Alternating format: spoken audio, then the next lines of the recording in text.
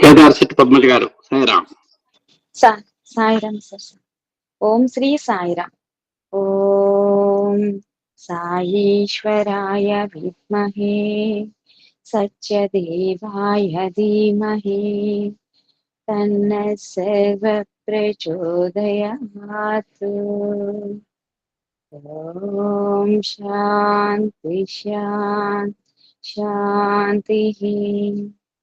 భగవాన్ శ్రీ సత్యసాయి బాబా వారి పాదపద్మములకు నా అనంత కోటి ప్రణామములు. సత్యం, శివం, సుందరం అనే ఈ అద్భుత పఠనం చేయటానికి అవకాశం ఇచ్చిన గురువు గారికి, వారి సతీమణి గారికి శతకోటి కృతజ్ఞతలు తెలుపుతున్నాను. అలాగే ఈ సాయి ఆత్మ బంధువులందరికీ ప్రేమతో సాయిరాం. కె మాధవి మేడం గారు 161వ పేజీ చివరిలో ముగించారు. ఆ అంశం ఒక్కసారి చూసి ఈ రోజు అంశంలోకి వెళ్దాము. స్వామివారు ఏం చెప్పారంటే, మేము పిరికి వారము అను భావమును, మేము నీచులము లేక తక్కువ వారము అను భావమును దూరంగా వెడలుగొట్టుడు. మేము పాపాత్ములము అను భావము తగదు. మీరెన్నటికీ పాపాత్ములు గారు. మీరు అమృతాత్ములు, అమృత పుత్రులు. మీ హృదయముల ఆత్మ లేక భగవంతుడు అధిష్ఠించి ఉన్నాడు. ఆయన సర్వాంతర్యామి. అందువలన పాపులు, పాపాత్ములు, పాపపుత్రులు మీరు కారు, కానేరరు అని బాబా చెప్పారు. మరి ఈరోజు అంశం, కృష్ణా జిల్లా అకీరిపల్లెలో తర్క వ్యాకరణ శాస్త్ర పండితులను, మహోపాధ్యాయఛాది బిరుదాంకితులను విద్వత్ ప్రకాండుల సభలో శ్రీ బాబా మాట్లాడుచు, కలియుగమున తంత్ర శాస్త్రమునకు ప్రసిద్ధి కలదనియు, ఈ తంత్ర శాస్త్రమున పాశ్చాత్య పండితుడు సర్ జాన్ వుడ్ రూప్ పరిశోధన చేసి అందలి రహస్యములను లోకమునకు వెల్లడించిననియు, శాక్తేయం తంత్ర శాస్త్రముపై ఆధారపడి ఉన్నదనియు, మహాశక్తి, యోగశక్తి, మాయాశక్తి అను 3 విధములైన శక్తులు అవతారమూర్తుల జీవితముతో సంబంధపడి ఉండుననియు బాబా చెప్పెను. శ్రీ బాబా వారు తమ సంభాషణములలో పలుమారు నారదుని చరిత్ర, అంబరీష చరిత్ర, శబరి చరిత్ర, ప్రహ్లాద చరిత్ర, భీష్మ చరిత్ర, భరత చరిత్ర, గుహ చరిత్ర, ఆంజనేయ చరిత్ర, చైతన్య చరిత్ర, మీరా చరిత్ర, పురందాస్ చరిత్ర, కబీర్ చరిత్ర, పట్టణితయార్ చరిత్ర, మాణిక్యవాచకర్ చరిత్ర, సూరదాస్ చరిత్ర, తులసీదాస్ చరిత్ర, భద్రాచల రామదాసు చరిత్ర, శ్రీరామకృష్ణ పరమహంస చరిత్ర, వివేకానంద చరిత్ర, ఇలా మొదలగు గ్రంథముల నుండి, వారి జీవితముల నుండి ఉపమానములను ఉల్లేఖించెను. అయోధ్యలోను మధుర బృందావనములోను తమ పూర్వావతారమునకు సంబంధించిన విషయములను జ్ఞాపకం చేసుకునేటట్లు మాట్లాడును. మహాభారత, రామాయణ భాగవతములలో లేని విషయములను బాబా వారు వెల్లడించుచుందురు. అవి సత్య దూరములు కావు. హిందూ దేశపు మహాత్ములందరి జీవితములను, పాశ్చాత్య దేశపు సాధువుల జీవితములను, మధ్య ప్రాచ్య దేశపు భక్తుల జీవితములను తనకు చక్కగా తెలియనని బాబా వారు చెప్పెదరు. క్రైస్తవ, ముస్లిం, పార్సీ సాధువుల జీవితములందలి ముఖ్యాంశములను బాబా అప్పుడప్పుడు ఉపమానములుగా చెప్పుచుండును. హసన్, హుసేన్, మోసెస్, పాల్ మొదలగు భక్తుల జీవితముల నుండి, త్యాగరాజు, పవహారి బాబాల జీవితముల నుండి సందర్భానుసారం ప్రమాణ వాక్యములను ఉదహరించును. బాబా త్రికాలములందు ఉండును. అతడు త్రికాల బాధ్యుడు, కాలాతీతుడును. అతడు ఆకృతి గునిన పూర్ణ జ్ఞానం, సర్వసాక్షి. తాను అవ అవ అవాజ్మానన గోచర తత్వమని పలుమారు తన ఉపన్యాసముల వెల్లడి చేయుచుండును. నన్ను కొలుచుటకు ప్రయత్నింపకడు, తప్పక మీరు విఫల విఫల విఫలులగుదురు. మీ లోతును కనుగొనుటకు ప్రయత్నింపుడు. మీ లోతును కనుగొనిన పిమ్మట నా లోతు మీరు కనుగొనగలగరు. నేను తపస్సు చేయనవసరం లేదు, జ్ఞానమంతకంటే అవసరం లేదు. నేను చదువును, నేను సాధకునుడును కాదు. అందరూ సాధకులను సక్రమార్గములో పెట్టుటకును అనుగ్రహించుటకు నేను అవతరించాను. నేను పురుషుడును కాను, స్త్రీని కాను, వృద్ధుడును కాను, బాలుడును కాను, అన్నియు నేనే. నన్ను పొగడవద్దు. నిర్భయముగా నా దారి చేరుడు, అది మీ హక్కు. మీ తండ్రిని మీరు పొగుడుదురా? హక్కుతో ఇది ఇవ్వండి, అది కావలెను అని మీ తండ్రిని అడుగుదురు కదా. నా అంతట నేనే ఈ భూలోకానికి రాలేదు. ఎందరెందరో సాధువులు, సన్యాసులు, భక్తులు, జ్ఞానులు, యోగులు, సత్పురుషులు, అన్ని మతముల వారు, జాతుల వారు, దేశముల వారు ప్రార్థనలతో నాహ్వానింపనవతరించితిని. ఈ దినము ఈ ప్రదేశమున మీరు నన్ను చూచుచున్నారు. మీరందరూ నాకు చిరపరిచితులు. మిమ్మలను గూర్చి అంతయు నాకు తెలియను.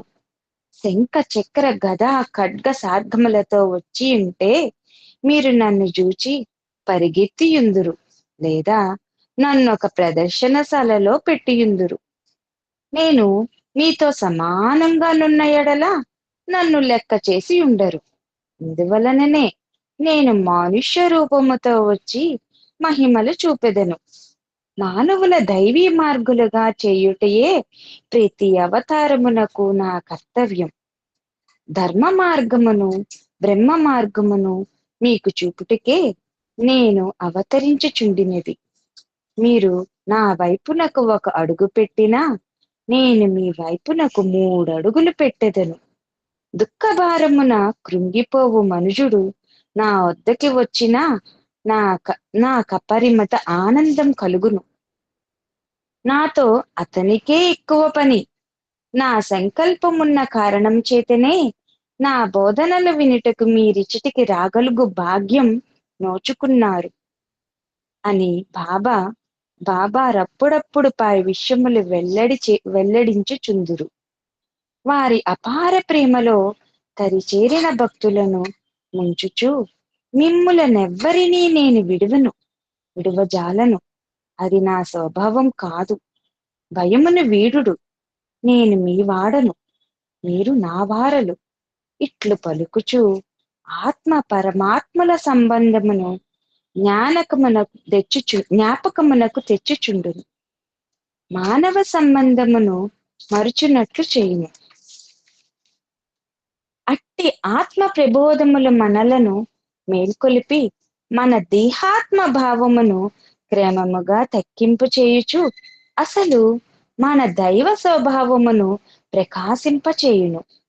ఆత్మస్వరూపులారా అని సభనుద్దేశించి సంబోధించును. ఇట్లు సంబోధించుటలో అంతర్యమును మన సహజ స్వభావములను జ్ఞాపకం చేయుటే. అజ్ఞాన నిద్ర నుండి మేల్కొలిపి నాశనం కానట్టియు అవ్యయమైనట్టియు అమృత స్వరూపులనియు మనకు జ్ఞాపకం చేయుచున్నారు. మీరు అఖండానంతాత్ములు. జీవితమందలి కష్టసుఖములు మొదలగు ద్వంద్వములు మిమ్మలను అంటవు, మిమ్మలను బాధింపజాలవు, మీ దరికే రావు. మీరు నడుచున్నప్పుడు మీ నీడ దుమ్ము మీదను, మురికి మీదను, పొదల మీదను, ముండ్ల మీదను, రాతి మీదను, ఇసుక మీదను పడుటలేదా? అందువలన మీకెట్టి బాధ అయినా కలుగుచున్నదా? లేదు కదా. ఇట్లే ఆత్మతత్వం ఏ వికారమును అంటే మీ యథార్థ స్వరూపం ఏ వికారమును, ఏ బాధను పొందదు. మీ నీడవలే మీ దేహము కష్ట సుఖాది ద్వంద్వములకు గురియగుచున్నది. అంత మాత్రమే కావున ధైర్యముతో జీవితమునందలి ఒడుదుడుకులను లెక్క చేయవద్దు అని ధీరత్వమును మనలోనికి ప్రవేశింపచేయును. మీలో మీలో నుండి భయమును, దౌర్బల్యమును పారద్రోలి ధైర్యమును, ఉత్సాహమును, ఆనందమును ప్రవేశింపచేయుటయే నా అవతార ఉద్దేశము. మేము పాపులమని మిమ్ములను మీరే నిందించుకొనవద్దు. మీరు చేయు పొరపాట్లను మీరు పాపములు అనెదరు. మీరు చేసిన తప్పులకు పశ్చాత్తాపపడి తిరుగు నట్టి పొరపాట్లను చేయను అని దృఢముగా నిర్ధారణ చేసుకొని అట్లే తప్పులను చేయకుండానెడలా మీ తప్పులన్నింటినీ నేను తప్పక క్షమించెదను. అజ్ఞాన కాలములో మీరు చేసుకున్న దురలవాట్లను మిమ్ములనట్లే బంధింపకయుండునట్లను వానినన్నింటినీ పూర్తిగా జయింపగల అనగా మానుకొనగల శక్తిని మీకు ప్రసాదించమని భగవంతుణ్ణి భక్తితో ప్రార్థింపుడు అని బాబా బోధించుచు ప్రతి భక్తుని హృదయములోనూ జ్ఞానజ్యోతిని, ఆశాజ్యోతిని వెలిగించును. బాబా వారు తమ మధుర వాక్కు చేతను తన్మయత్వమును కలిగింపచేయ అవ్యాజ కారుణ్యము వలను జ్ఞాన బోధన చేతను అనేకులను సన్మార్గమునకు త్రిప్పి వారిచే లోక సంగ్రహ కర్మను చేయించుచు ఆత్మ మోక్షమునకు కూడా సాధన చేయించుచున్నారు. నెల్లూరులో బాబా వారు సిగిన దివ్య సందేశమును శ్రద్ధతో నాలించిన నొక యవ్వనుడు మరుదినము బాబావారి గదిలోకి వచ్చి వారి పాదములపై పడి ఏడ్చుచు తన తప్పిదములకు నిజముగా పరితాపమునందుచు పాదములు విడువకుండెను. అన్ని విషయములు తెలిసినందున శ్రీ బాబావారు అతని వైపు చూచుచూ మాట్లాడకుండెను. దగ్గరున్న భక్తులను గది నుండి దూరముగా పొండి అని వేడుకొని వారు పోయిన పిమ్మట బాబా వారితో తాము నిన్న రాత్రి సెలవిచ్చిన రాము అను బాలుని కథ. అది ఏమనగా, రాము అను బాలుడు నిరుపేద అయిన తల్లి సంరక్షణ కొరకు ఊరిలో అన్నమును భిక్షమెత్తుచుండ నొకనాడు ఒక ఇంటి యజమానుడు ఆగ్రహముతో రాముని తలపై దుడ్డు కర్రతో కొట్టగా అవసుడై నేల పడుటయు, భిక్షాన్న పాత్రము నేలపై పడి పదిలిపోవుటయు, బలమైన ఆ దెబ్బ చేతనే ఆ బాలుడు చనిపోవు సమయమున మరుదినము నుండి తన తల్లికి అన్నం పెట్టువారెవ్వరు అన్న పరితాపముతో కూడిన మాట నోటి వెంట వచ్చుచుండగా మరణించిననియు, కాబట్టి మాతాపితరులు దైవ స్వరూపులని వేదం కూడా చెప్పుచున్నందున వారిని దైవ స్వరూపులుగా భావించి వారి సేవ చేసి వారి రుణము నుండి విముక్తుడగుట ప్రతి మానవుని ధర్మమనియు ఆ కథ బోధించెను. అది విని తమ నీతి బోధన వినిన పిమ్మట మా అమ్మ చేసిన స్వల్ప దోషమునకు ఆమెను నేను దూషించి వేరు కోపరం పెట్టించియుండుట నాకు మిక్కిలి పరితాపం కలిగినది స్వామి. నా తప్పును మన్నించండి. నా యందు అనుగ్రహం ఉంచి మా తల్లి కుమారులను ఏకం చేసి మాతృ సేవాభాగ్యం పునః నాకు కలుగునట్లు గ్రహింపుడు అని దుఃఖించుచుండా ఆ బాబావారు నాకంతయు తెలియనని, నీవు చెప్పనవసరం లేదని, దుఃఖింపకు, పశ్చాత్తాపమున ప్రాయశ్చిత్తం చేసుకుంటివి, నీ పాప పరిహారమయ్యను, మీ గ్రామమునకు నేను వచ్చేదను, ఇంతలో మీ అమ్మను కూడా మీ ఇంటిలోకి చేర్చుకుని ఉండుము, మీ ఇంటికి నేను వచ్చి తల్లి కొడుకులకు దర్శనమిచ్చి మిమ్మలను అనుగ్రహించెదను. నేను వచ్చు లోపల ముందు నీవు పోయి సిద్ధముగా ఉండుము అని చెప్పి పంపెను. చెప్పినట్లే బాబా వారిని అనుగ్రహించెను. ఇట్టి సంఘటనలు అనగా ఎగవేసిన అప్పులు తీర్చుట, తల్లి తండ్రులను ఆదరించుట, భార్యల స్వల్ప దోషములు క్షమించుట, దుర దురభ్యాసముల మానుకొనుట, ఎన్నియో బాబావారి బోధన వినిన పిమ్మట జరిగెను. బాబావారి 32వ ఏట 1958 సంవత్సరం శివరాత్రి పర్వదినమున సనాతన సారథి అను మాస పత్రికను ప్రారంభించుచు ఇప్పుడిప్పుడే నా సందేశం ఉపదేశముల ద్వారా ప్రారంభించబడినది అను ప్రకటనలోని యథార్థం క్రియారూపం దాల్చుచున్నదని చెప్పవచ్చెను. పత్రికను ప్రారంభించునాటి సందేశ వాక్యం లివి. అహంకార రాక్షసుని వంట్ల అసత్యము, అన్యాయము, దుష్టత్వము, చెడ్డ లేక కీడు ఇట్టి దుష్ట శక్తులపై సనాతన సారథి అనగా ఆనాటి రథసారథి ఈ దినము నుండి దండెత్తుచున్నాడు. వేదములు, ఉపనిషత్తులు, శాస్త్రములు ఈ సారథికి సైన్యం. లోక కళ్యాణమే ఈ సారథి పొందు జయం. జయబేరీలు వాయించినప్పుడు మానవ సంఘం సౌఖ్యమును, శాంతిని, క్షేమమును, ఆనందమును శాశ్వతంగా పొందును అని భావం. శ్రీ బాబా వారి విజయాత్ర విధానములు అప్పుడప్పుడే పొడగొట్టుచున్నవి. సత్య ధర్మ శాంతి ప్రేమలు అనే పునాదులకు తన విధానమునకు బాబా ఏర్పరచును.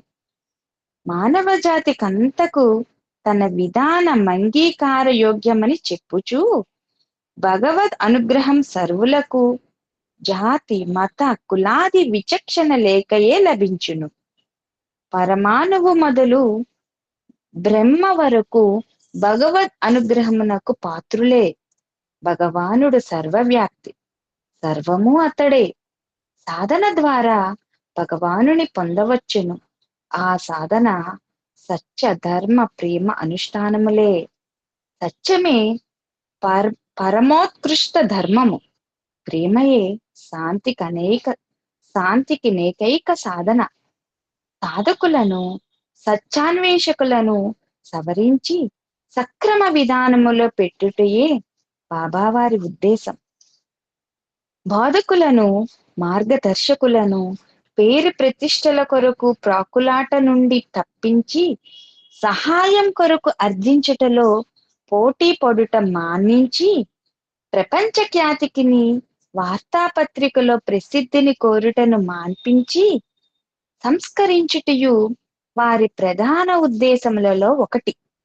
అట్టి వారి ప్రయత్నములెంత నిజమైనవి, ఎంతవరకు మాటలతో కాక క్రియలలో త్యాగం చేసినది చక్కగా పరీక్షించి వారి బోధనలను అంగీకరింపవలెననియు గురువులుగా గ్రహించతగుననియు బోధించెను. ఈ కాలమున పాండిత్యం కాదు ప్రధానమైనది, అనుష్ఠానమే. సత్యసాయి యుగం ప్రారంభమైనది. ఇదే స్వర్ణయుగం. హెచ్చరిక. మరి తరువాతి అంశం జగద్గురువు. గురు బ్రహ్మ గురు విష్ణు గురుదేవో మహేశ్వరః గురు సాక్షాత్ పరబ్రహ్మ తస్మై శ్రీ గురవే నమః అని ప్రమాణం. లోకములో గురువి వంటి వారు లేరు. వేదమాత మాతృదేవోభవ, పితృదేవోభవ, ఆచార్య దేవోభవ అని ఘోషించినది. తల్లి, తండ్రి, గురువులు ప్రత్యక్ష దైవములనియు వీరి పూజా పరిచర్యాది కార్యములు ప్రతి మానవునికి ప్రథమ కర్తవ్యమనియు పెద్దలు వాకునియున్నారు. తల్లి తండ్రులు ఇహలోక జీవితమునకు కారణభూతులై పూజనీయులగుచున్నారు. గురువన్ననో అజ్ఞానాంధకారమును పడి కన్నులు కానక పరితపించు పరితపించు మానవులకు జ్ఞానాంజన సకలాక చేత కన్నుల విప్పి అనగా జ్ఞాననే జ్ఞాన నేత్రమును ప్రసాదించి పారలౌకిక సౌఖ్యమునందచేయుటకు కారణభూతులై పరమ పూజనీయులగుచున్నారు. గురుడు లేని విద్య కూడా దిందు అని పెద్దల వాక్యం. అనగా సామాన్యములగు పరావిద్యులకు సర్వశాస్త్రాది లౌకికములు చదువులు నేర్చుటకు గురువు తప్పగా ఉండాలి. పుస్తకములు మొదలగు యుక్తుల చేత నేర్చుకొనిన విద్య గురుముఖంగా పఠించిన విద్య వలె రాణింపదు. మంత్రోపదేశములకు గురువు అత్యవసరమే. గురువే మాట చెప్పినను, గురువు ఏ మాట చెప్పినను, ఏ మంత్రం చెప్పినను ఫలించును. పుస్తకములలో రాయబడియుండు మంత్రములను నేర్చుకుని ఎంత జపం చేసినను ఫలింపవు. అనుభవ సిద్ధం ఈ విషయం ఇట్లుండ పరా విద్య అనగా బ్రహ్మ విద్య, మోక్ష విద్య సద్గురు బోధయు అనుగ్రహమును లేక లభింపదు. ఇందువలననే వేదమాతయు సగురుమే వాబి గచ్చేత్ సమిత్పానిహ శ్రోత్రియం బ్రహ్మనిష్టం అని శ్రీ గీతామాతయు తద్విద్ధి ప్రణిపాతేన పరిప్రశ్నేన సేవయా ఉపదేక్ష్యంతి తే జ్ఞానం జ్ఞానిన సత్వదర్శినః అని ఘోషించుచున్నది. అనగా బ్రహ్మ విద్యయందు ఆసక్తి కల సాధకుడు లేక శిష్యుడు సాధన చతుష్టయ సంపంజుక్తుడై బ్రహ్మనిష్ఠుడైన సద్గురువును సమిత్పాని అగుచు రిక్తహస్తేన నోపేయాత్ రాజానం దైవతం గురుం జేరి సాష్టాంగ నమస్కారం చేసి శుశ్రూష చేయుచు గురు అనుగ్రహమును సంపాదించి సమయం చూచి ఉపదేశం కొరకు ప్రార్థించిన గురువు శిష్యుని పరీక్షించి అతని అధికారమును అనుసరించే బ్రహ్మ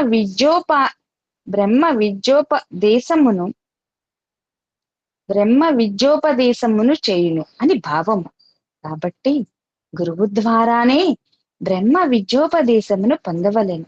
ఇచ్చట సద్గురువు అని చెప్పియుండుటచే గురువులలో భేదములున్నవి తెలిపి ముఖ్యముగా బ్రహ్మ జ్ఞాన అనుష్ఠానములతోనూ శాంతి దమాజానంత కళ్యాణ గుణములతోడను నొప్పునట్టియు లౌకిక వాంఛాదూరుడైనట్టియు బ్రహ్మ తేజో విరాజితుడైనట్టియు సద్గురుని చేరవలయును గాని అందేనై వనీయమానాయాభాంధ అను న్యాయంబన గ్రుడ్డివాని ఆశ్రయించిన గుంతలోని కీడ్చునవి పెద్దలు చెప్పుట చేతును గురువు లేకున్నను ఒకప్పుడు తప్పు లేదనియు ముందుగా గుణములను చెక్కపరుచుకొనిన ఎడలను అన్ని విధముల సంస్కారమును పొంది ఉపదేశమునకు సిద్ధం లేక పరిపక్వమైయున్నప్పుడు దైవం మానుష రూపేణ అన్నట్లు ఆ భగవానుడే తగిన గురువును మన దగ్గరికే పంపునని అనేక మంది పెద్దలు అనుభవపూర్వకంగా చెప్పియున్నందునను ఆశ్రయించుటకు పూర్వమీయన బాధ గురువా లేక బోధ గురువా అని చక్కగా పరీక్షించి చేరవలయునని శాస్త్రములలో కూడా చెప్పియున్నందున సద్గురువునే ఆశ్రయించవలెను. కానీ అన్ని వేళలయందును ఇట్టి ఉత్కృష్టులైన సద్గురువులు దొరకనప్పుడు గ్రుడ్డిలో మెల్ల శ్రేష్టం అని పెద్దలే చెప్పుచున్నందున కొంతవరకైనా బ్రహ్మ విద్యా పరిశ్రమ చేసియుండు వారిని ఆశ్రయించి వారి బోధను సదాచార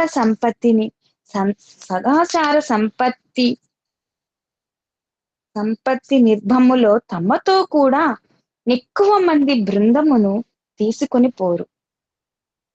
వృధా ఖర్చులకు భక్తుల పాల్పడనివ్వరు. స్వవిషయములు తామే చూచుకొనగలరు కనుక పరిజనముతో అవసరముండదు. ఒకవేళ ఏ కొలది మందియో వెంట నుండిన బాబావారు ముందుగా వారి సౌకర్యములను చూచుట చేత వెంట పోయిన వారికే స్వామికి మనం అనవసర భారమును కష్టమును కలిగించుచున్నామని తోచును. బాబావారు తమిళ దేశములోని కోయంబత్తూర్, తిరుచునాపల్లి, తంజావూర్, సేలాం, తిరునల్వేలి మొదలగు పట్టణములకును, తెలంగాణలోని హైదరాబాద్ మొదలగు పట్టణములు గ్రామములకు పలుమార్లు పోయిచుండెను. ఎల్లోరా అజంతా గుహలకు భక్తులతో కూడా బాబావారు పోయి ఉండిరి.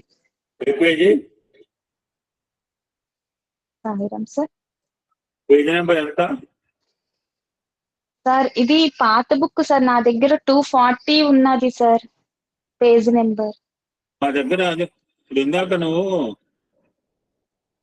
ఈ మ్యాటర్ అంతా మా బుక్ లో లేదు. లేదా సార్? కానీ కానీ అన్ని వేళ ఎందుకు స్టార్ట్ చేయి, ఎక్కడి నుంచి స్టార్ట్ చేయి సార్. సార్ చదువుతున్నాను. గుడ్డిలో మెల్ల చేస్తాం లేకంటే మళ్ళీ చదువు సార్. చదువుతున్నాను సార్.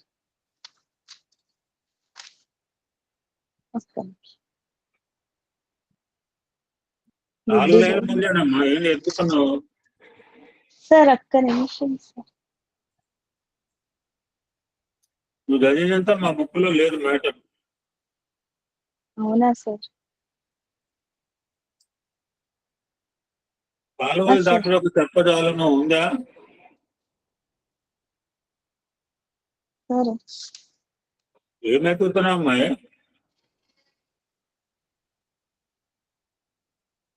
సార్ అది ఎక్కడుందో కనిపించలేదు. చిన్న లెటర్స్ సార్, ఒక్క నిమిషం.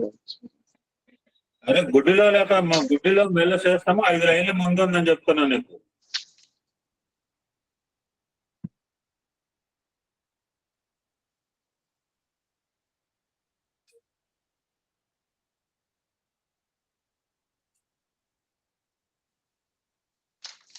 కంటిన్యూ చేయ, ఎక్కడ ఒకటి సార్ చదువు.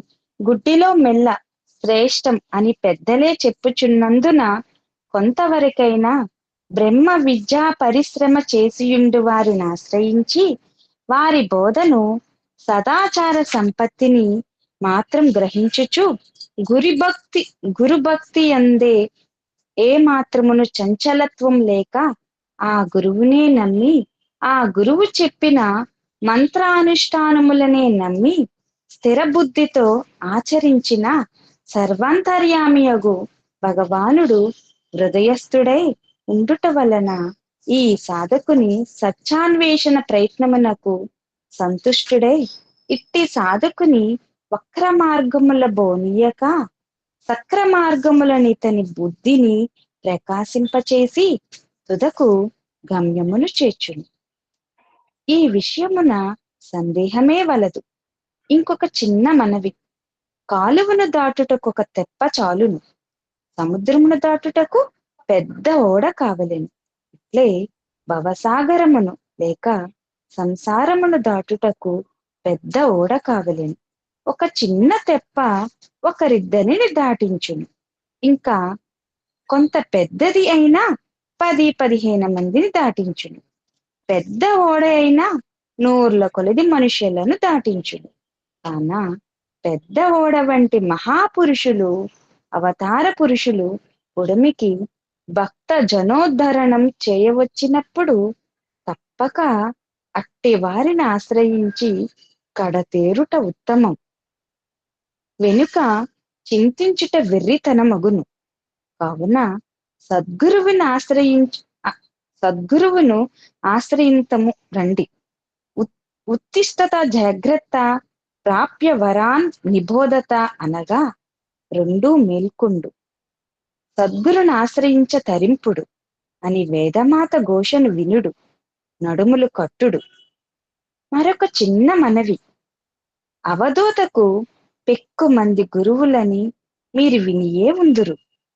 గురువు ఒక్కడే ఉండవలెనని బహుజనాభిప్రాయం. నిజమే, ఇది సామాన్య ధర్మం. విశేష ధర్మమును కూడా గమనించవలెను. నిజముగా అన్నం తినిన వారికి ఆకలి ఉండదు. ఇట్లే నిజ గురువుని బోధనందిన వారికి విద్యతే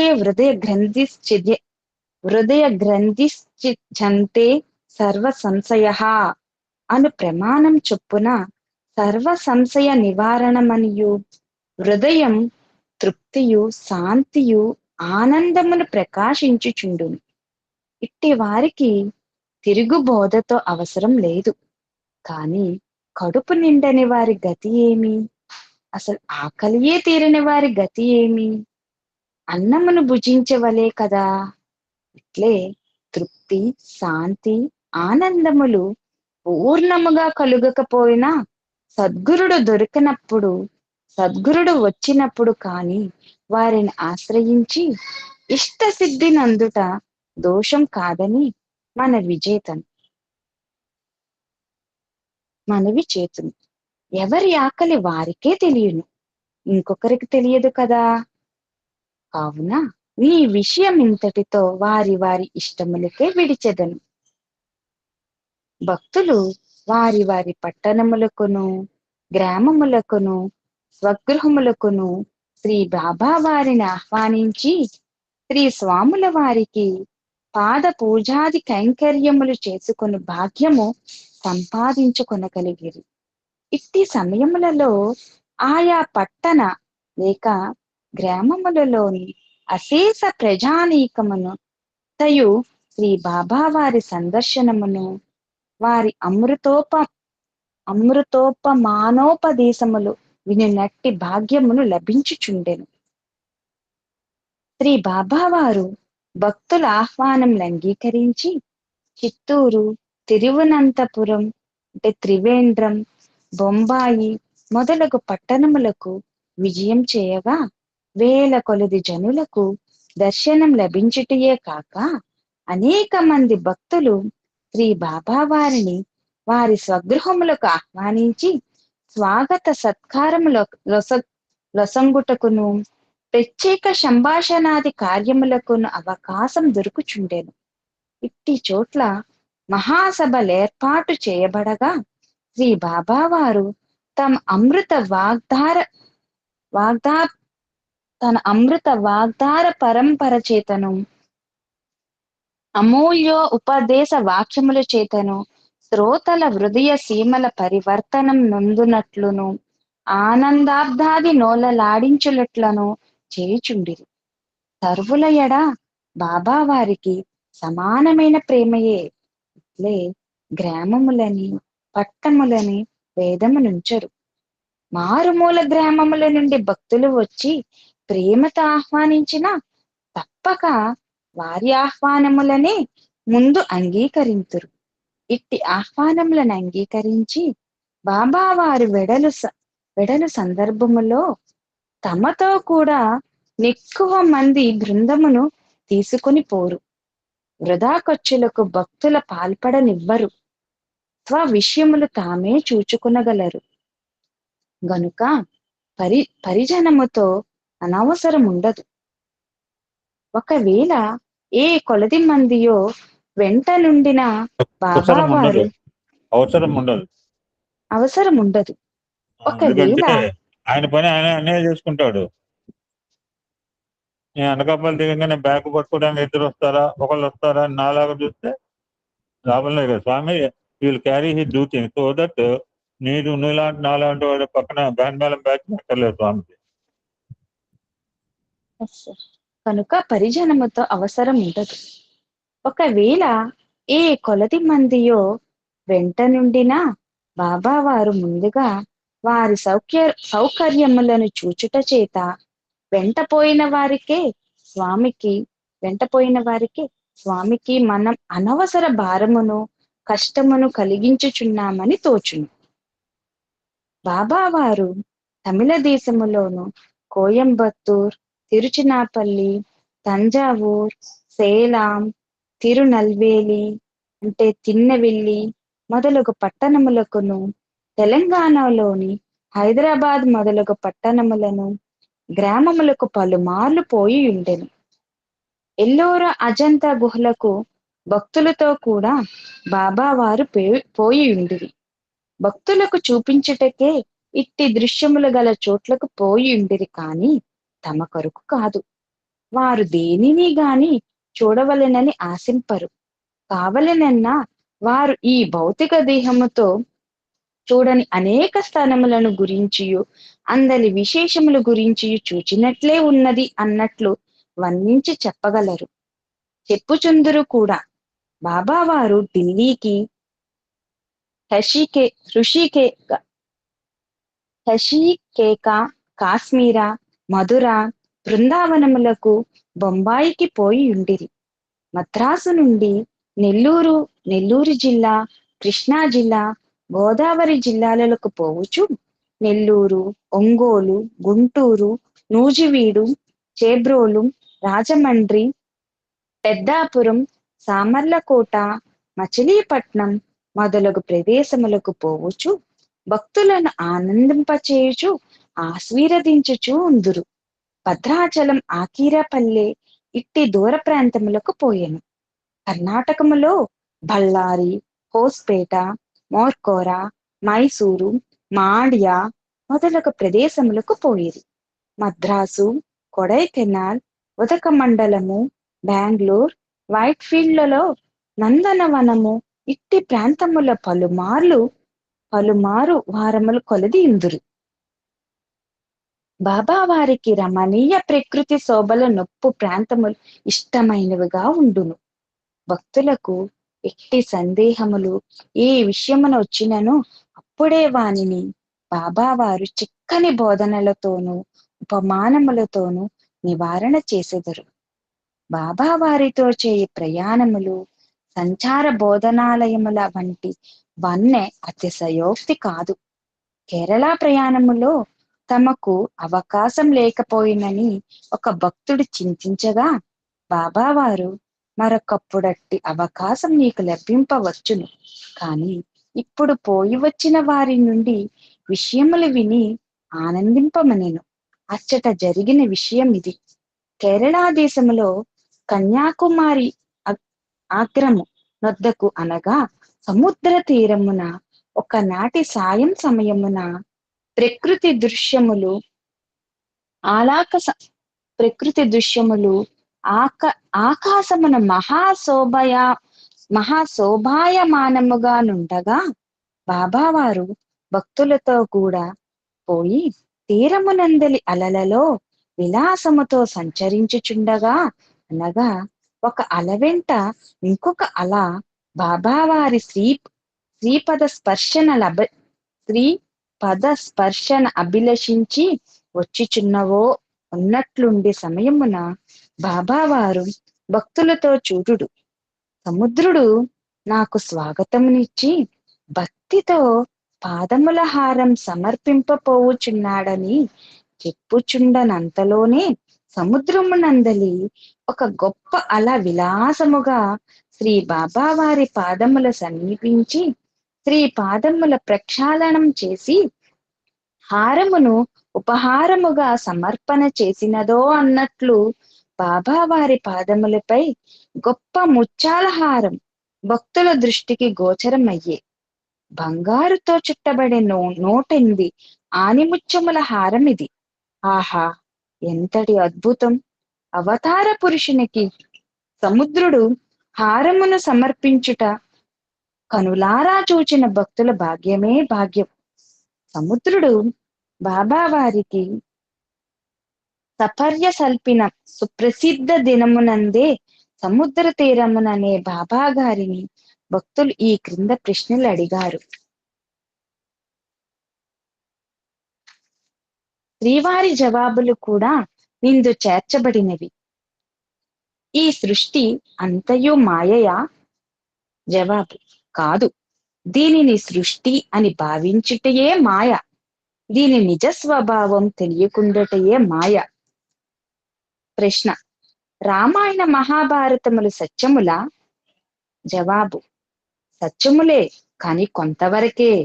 నీవు నన్ను గూర్చి ఇతరులకు ప్రయత్నించి నా సంగతినంతయు నీవు పూర్తిగా చెప్పగలవా?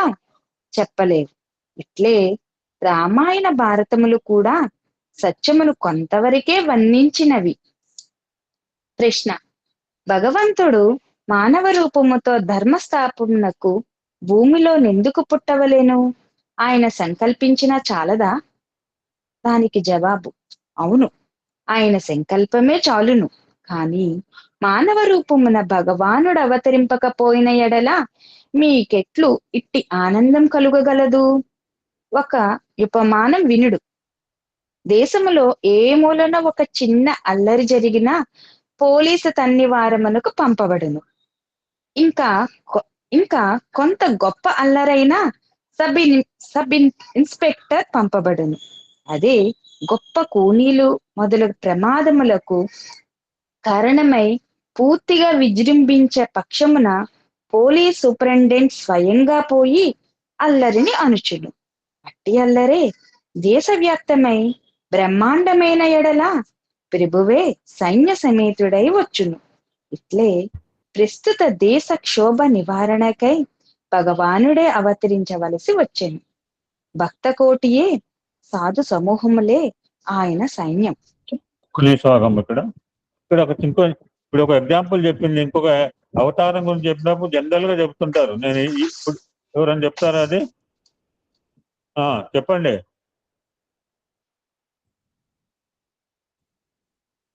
అవతారం వచ్చినప్పుడు అవతారమే ఎందుకు చేయాలి అని దానికి ఒక బ్యూటిఫుల్ ఎగ్జాంపుల్. రాజుగారు మంత్రి క్లూ. పద్మజ నువ్వే చెప్పాలి. అక్బర్ బీర్బల్. భగవంతుడు ఎందుకు అవతరించాలి అంటే చెప్పండి. సరే, ఒక పర్యాయము అక్బరు తర్వాత బీర్బల్ కలిసి వెళ్తున్నారు ఒక బోట్ లో. ఆ అక్బర్ యొక్క కుమారుడు యొక్క బొమ్మలా తయారు చేసి బీర్బల్ ఆ నదిలో పడేసిన తర్వాత అక్బర్ దూకేశాడు అనమాట. ఎందుకంటే తన కొడుకుని రక్షించుకుందామని. అప్పుడు బీర్బల్ చెప్తాడు, భగవంతుడు అవతరించేది ఎందుకంటే ఈ విధంగా భక్తులను రక్షించడానికి, ధర్మాన్ని స్థాపించడానికి. అందరూ ఆయన బిడ్డలు కాబట్టి మనం రక్షించడానికి భగవంతుడు ఈ విధంగా అవతరిస్తుంటాడు. మీరు పంపించవచ్చు కదా, ఇంతమంది సర్వెంట్స్ ఉన్నాము, మమ్మల్ని ఎవరిని పంపించవచ్చు, మమ్మల్ని ఎవరిని దూకమనొచ్చు, కానీ మీరెందుకు దూకారు? మీ కొడుకు మీద ఉన్నటువంటి ప్రేమ, అనురాగ, ఆప్యాయతల వలన. అదే విధంగా భగవంతుడు కూడా మనం ఆయన బిడ్డలం కాబట్టి మన మీద ఉన్నటువంటి ప్రేమ కొలది ఆయన అవతరిస్తుంటాడు అని బీర్బల్ చెప్పారు. Sairam. Thank you Sairam.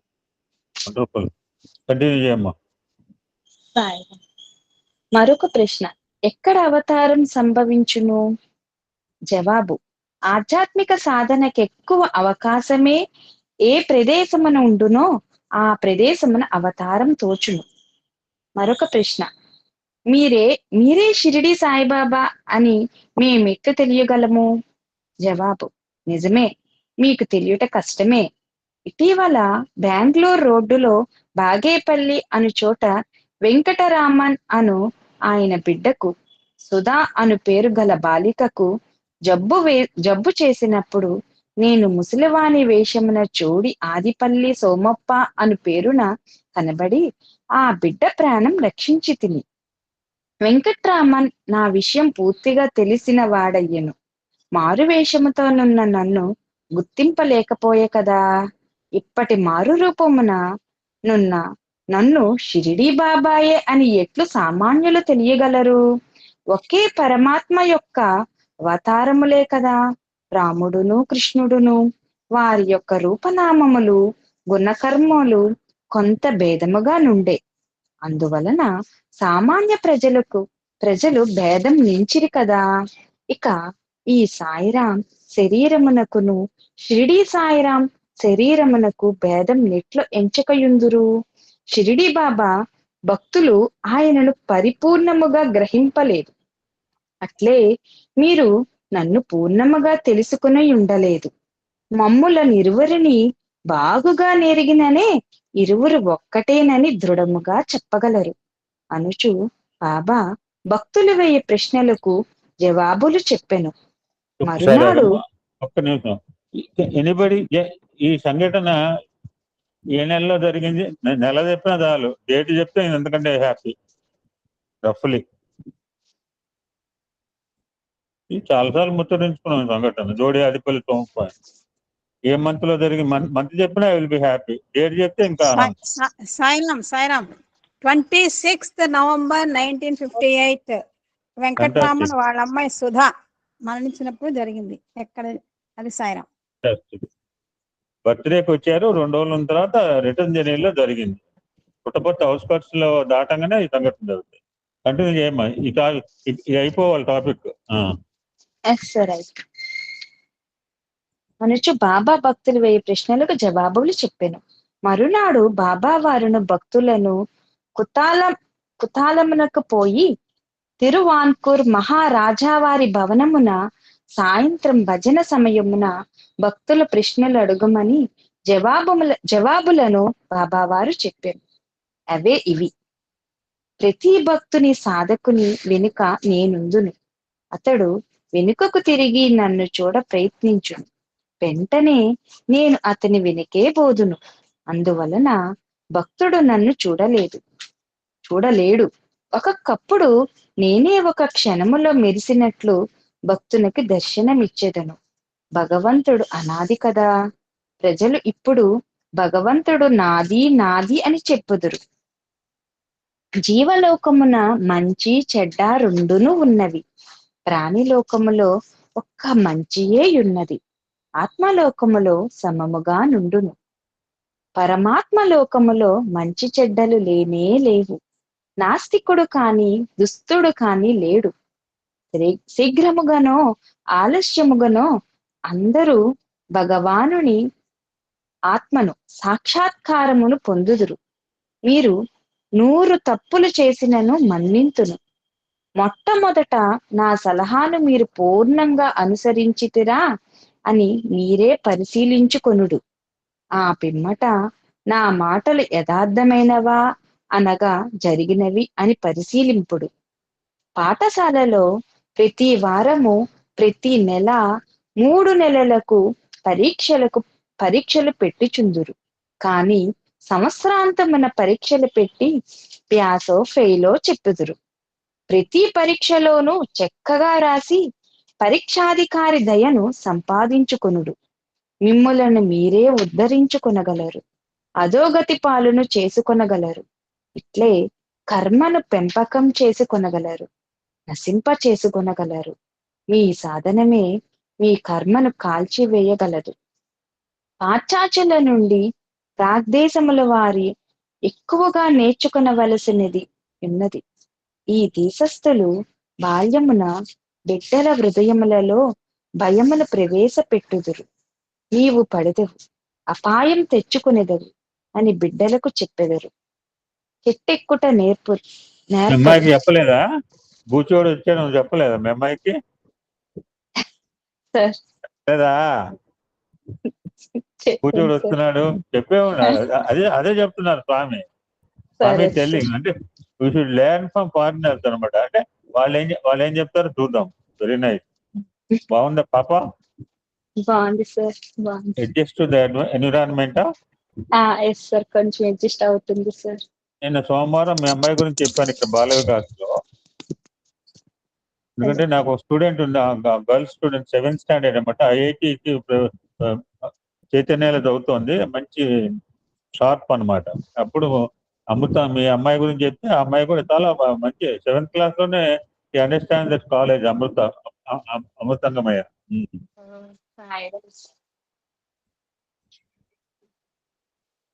Sir ఇచ్చి ఇంకొక 2-3 లైన్స్ ఉన్నాయి, చెప్పేసి ముగించేస్తాను సార్. లేదు చాప్టర్ కంప్లీట్ అయిపోతుంది. నువ్వు చదువు, నేను చెప్తా. స్పీడ్ లాగించు. నీవు పడెదవు, అపాయం తెచ్చుకునేదవు అని బిడ్డలకు చెప్పెదరు. చెట్లెక్కుట నేర్పరు, ఈత నేర్పరు. ఇట్లే ఉపయోగకర కార్యములు చేయుటకు ప్రోత్సాహం ఇవ్వరు. ప్రతి పనికి అడ్డు చెప్పెదరు. దయ్యములు, దొంగలు అని వారికి భయమును కలుగ చేయుచుందురు.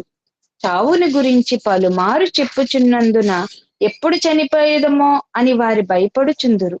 బిడ్డలకు ఆత్మ నమ్మకమును, ధైర్యమును, ఉత్సాహమును కలిగించుచుండవలెను. మానవులలో 3 తరగతులు గలవు. అవి సహజ మానవత్వము, సాధన మానవత్వము, సర్వేశ్వర మానవత్వము. అది యందు 3 తత్వములుండెను. అవి ప్రకృతి, జీవుడు, దేవుడు. పిమ్మట 2గా మాత్రయుండును. రెండుగా మాత్రముండును. అవి జీవుడు ఈశ్వరుడు, కడపట ఒకే ఈశ్వరుడుండును. మూడు తత్వములు కలిసి ఒకటిగా ఉండెను. ఈ సృష్టి అంతయు జడ చైతన్యములు లేక ప్రకృతి పురుషుల సమాఖ్యయే. ఫిడేల్ విద్వాన్ చౌడయ్య 400 రాగములు వాయించును. 400 తంతులు కావలెనా? 4 తంతుల పైననే కదా మన్ను నీరు చేరి కుండ రూపం తాల్చుచున్నది. శివుడు శక్తి చేరి జగత్తు అగుచున్నది. ఇచ్చట అందరూ బ్రహ్మలే. ఒక బ్రహ్మ అడుగును 10 మంది బ్రహ్మలు విందురు. ఒక బ్రహ్మ జవాబు చెప్పెను. అందరు బ్రహ్మలు సంతోషింతురు. సూర్యుని కిరణములను ఒక అద్దం లెన్స్ పై పడునట్లు చేసిన నిప్పు ఏర్పడును. అనగా ఆ లెన్స్ క్రింద దూదియో ఇతరములగు నిప్పంటుకొని పదార్థములు పెట్టిన అగ్ని వలన కాలిపోవును. శ్రీ భగవానుని అనుగ్రహ కిరణములను భగవానుడు బుద్ధిపై ప్రకాశింపచేసిన బుద్ధి ప్రకాశమానమగును. అప్పుడు మనస్సు లేక చిత్తం కాలి భస్మమైపోవును. శ్రీ భగవానుడే దుఃఖమును కల్పించెను. దుఃఖం ఉన్నప్పుడే భగవానుని మానవుడు ఆశ్రయించెను. తన మందు చక్కగా పనిచేయుటకే వైద్యుడు రోగికి మందుతో పాటు పద్యమునెట్లు నియమించెనో అట్లే భగవానుడు కూడా నామస్మరణ అను మందుతో పాటు శ్రద్ధ మొదలగు కఠిన పద్యము నేర్పరిచెను. భగవత్ ప్రేమ వృద్ధి అయినప్పుడే శ్రద్ధ ఎక్కువగును. ఆకలి లేని వానికి విందు భోజనం కూడా రుచింపదు. జ్ఞానమునను జపమునను కొన్ని పద్ధతులను అనుసరింపవలెను. ఆధ్యాత్మిక పద్ధతులను క్రమ విధానమున కాక ఎగుడు దిగుడుగా అనుసరింపకూడదు. జపధ్యానములలో నేది శ్రేష్టమని మీరు నన్ను అడిగినా మీకు దేనియందు ఎక్కువ శ్రద్ధ కలదో దానిని ఆచరింపుడని చెప్పెదను. జపం చేయనప్పుడు పెదవులు నాలుక కదలకూడదు. జపము మనస్సుతో మాత్రమే చేయవలెను. రాధ అనగా త్రిప్పి చదివిన రాధ ధారయగును. అర్థం ధరించున్నది అనగా భూమి ప్రకృతి, పురుషునిలోని అర్ధభాగం ప్రకృతి. సత్య మార్గమును నీవు అనుసరించినప్పుడు అపజయముగా నీకు తోచదు, దుఃఖముగా తోచదు అని యాత్ర చేయనప్పుడు బాబా వారు భక్తులకు చెప్పుదురు. నిజముగా అవి జ్ఞానయాత్రలే. బాబావారు ఎచ్చటనున్నప్పటికీ ప్రశాంతి నిలయం నందువలనే అంతరంగిక దర్శన సంభాషణముల అవకాశం ఇచ్చెదరు. ధైర్యోత్సాహములను ప్రసాదించి శ్రద్ధను పురుకొల్పెదరు. ఎచ్చట ఉన్నను భజనలు చేయించి ఐక్యకంఠముతో నామ భజన చేయింతురు. కొలది సమయముల కీర్తనలను తాను పాడి భక్తులకు నేర్పుదురు. అనగా వారి చేతను పాడింతురు. అందరి హృదయములను ఆనందపరుచుచు అందరినీ ఆశీర్వదించుచుందురు. కష్టములలో చిక్కుకున్న వారిని తమ మహిమలచే కష్టముల నుండి దాటించి శ్రద్ధ గల వారికి సాధనా క్రమముల నెరిగించుచు మన కొరకే వారవతరించారన్నదని మనకు స్ఫురణకు తెచ్చుచుందురు. ఓం శ్రీ సాయిరాం. ఓం శ్రీ సాయిరాం. నాకు ఈ అవకాశం ఇచ్చిన గురువు గారికి, స్వామి వారికి వేల కృతజ్ఞతలు తెలుపుతుంది. సాయిరాం. నువ్వు ఇన్ని రోజులు ఆగినందుకు నీకు ఎంత ఎక్స్ట్రా టైం వచ్చిందో. Got so much time. ఇంత టైం ఎవరు చెప్పలేదు, ఇంతవరకు చెప్పలేరు కూడా. గౌరీ గారు madam, Gauri madam can continue. సాయిరా, నేను కూడా సత్యం శివం సుందరంలోనే ఉండిపోయినాను. పర్లే, అదే మాకు కావాల్సిందే సత్యం శివం సుందరం, వేరే వద్దు. అవును. ఇది సాయిరామ్. అవుతారా మేడం? మీ దగ్గర బుక్ ఉందా? ఉన్నదండి నా దగ్గర. సత్యం మీ శివం పేరు సుందరం మీ చాలా పేరు బాగా ఇవ్వలేదు, మీరు పేరు ఆ, ఇవ్వలేదు. ఆ, ఓకే, పర్వాలేదు. I will note it. Sairam.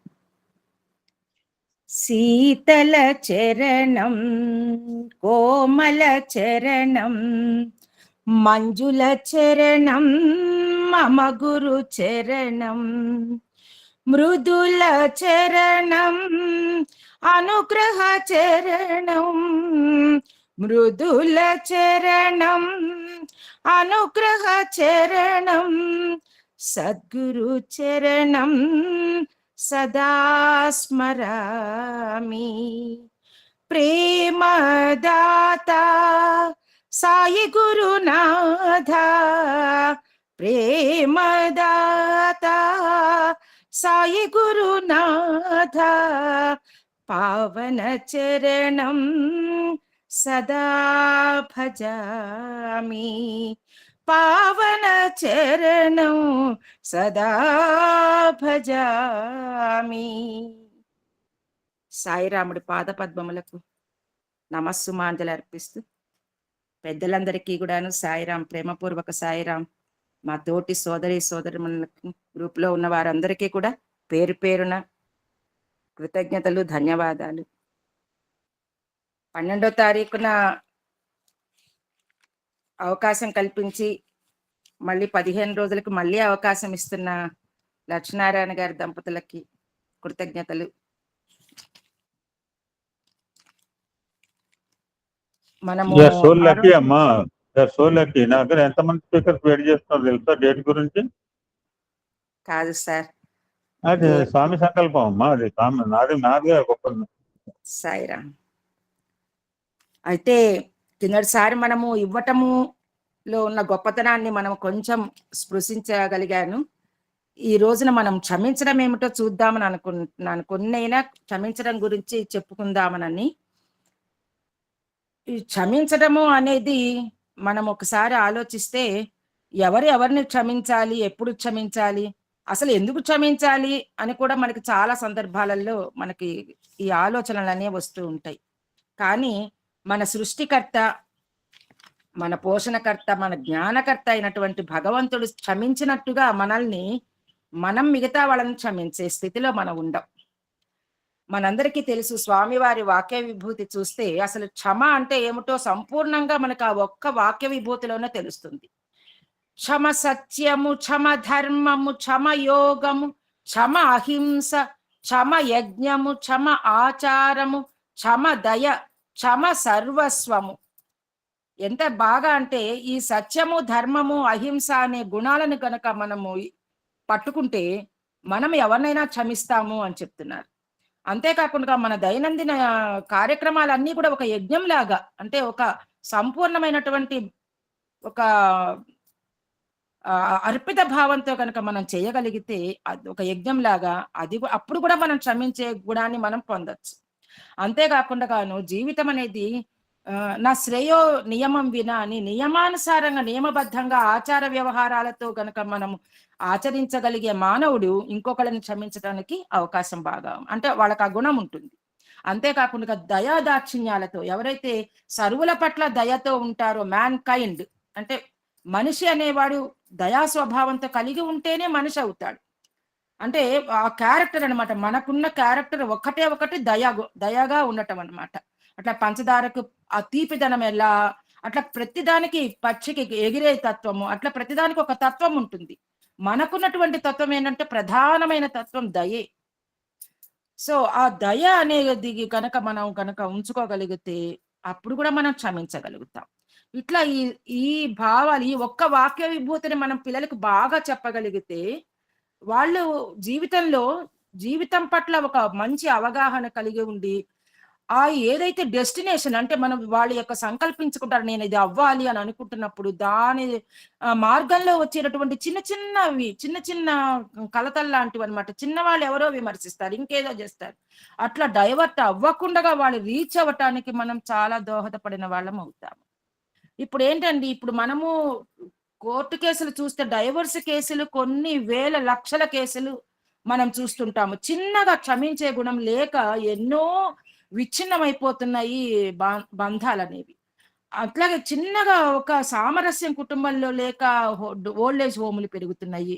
ఒకసారి ఆ కారణాలు ఎంత సిల్లీగా ఉంటాయంటే జస్ట్ ఈగో ఫీలింగ్ అనమాట. ఏమి లేదు, జస్ట్ ఈగో ఫీలింగ్. ఆడ కూతురు సంపాదిస్తే తల్లిదండ్రులకి ఏమిటి ఇచ్చేస్తున్నదో అని చెప్పేసి అని అత్తమామలు అనుకోవటము. లేదా అంటే ఈ డిగ్రీలు కానీ, పోస్ట్ గ్రాడ్యుయేషన్, ఈ చదువు ఇదంతా కూడా వాళ్ళు ఇచ్చిందే కదా, వాళ్ళకి కొంచెం సాయం చేస్తే ఏమవుతుంది అన్న ఒక పెద్ద మనసు అత్తమామలకు ఉండొచ్చు.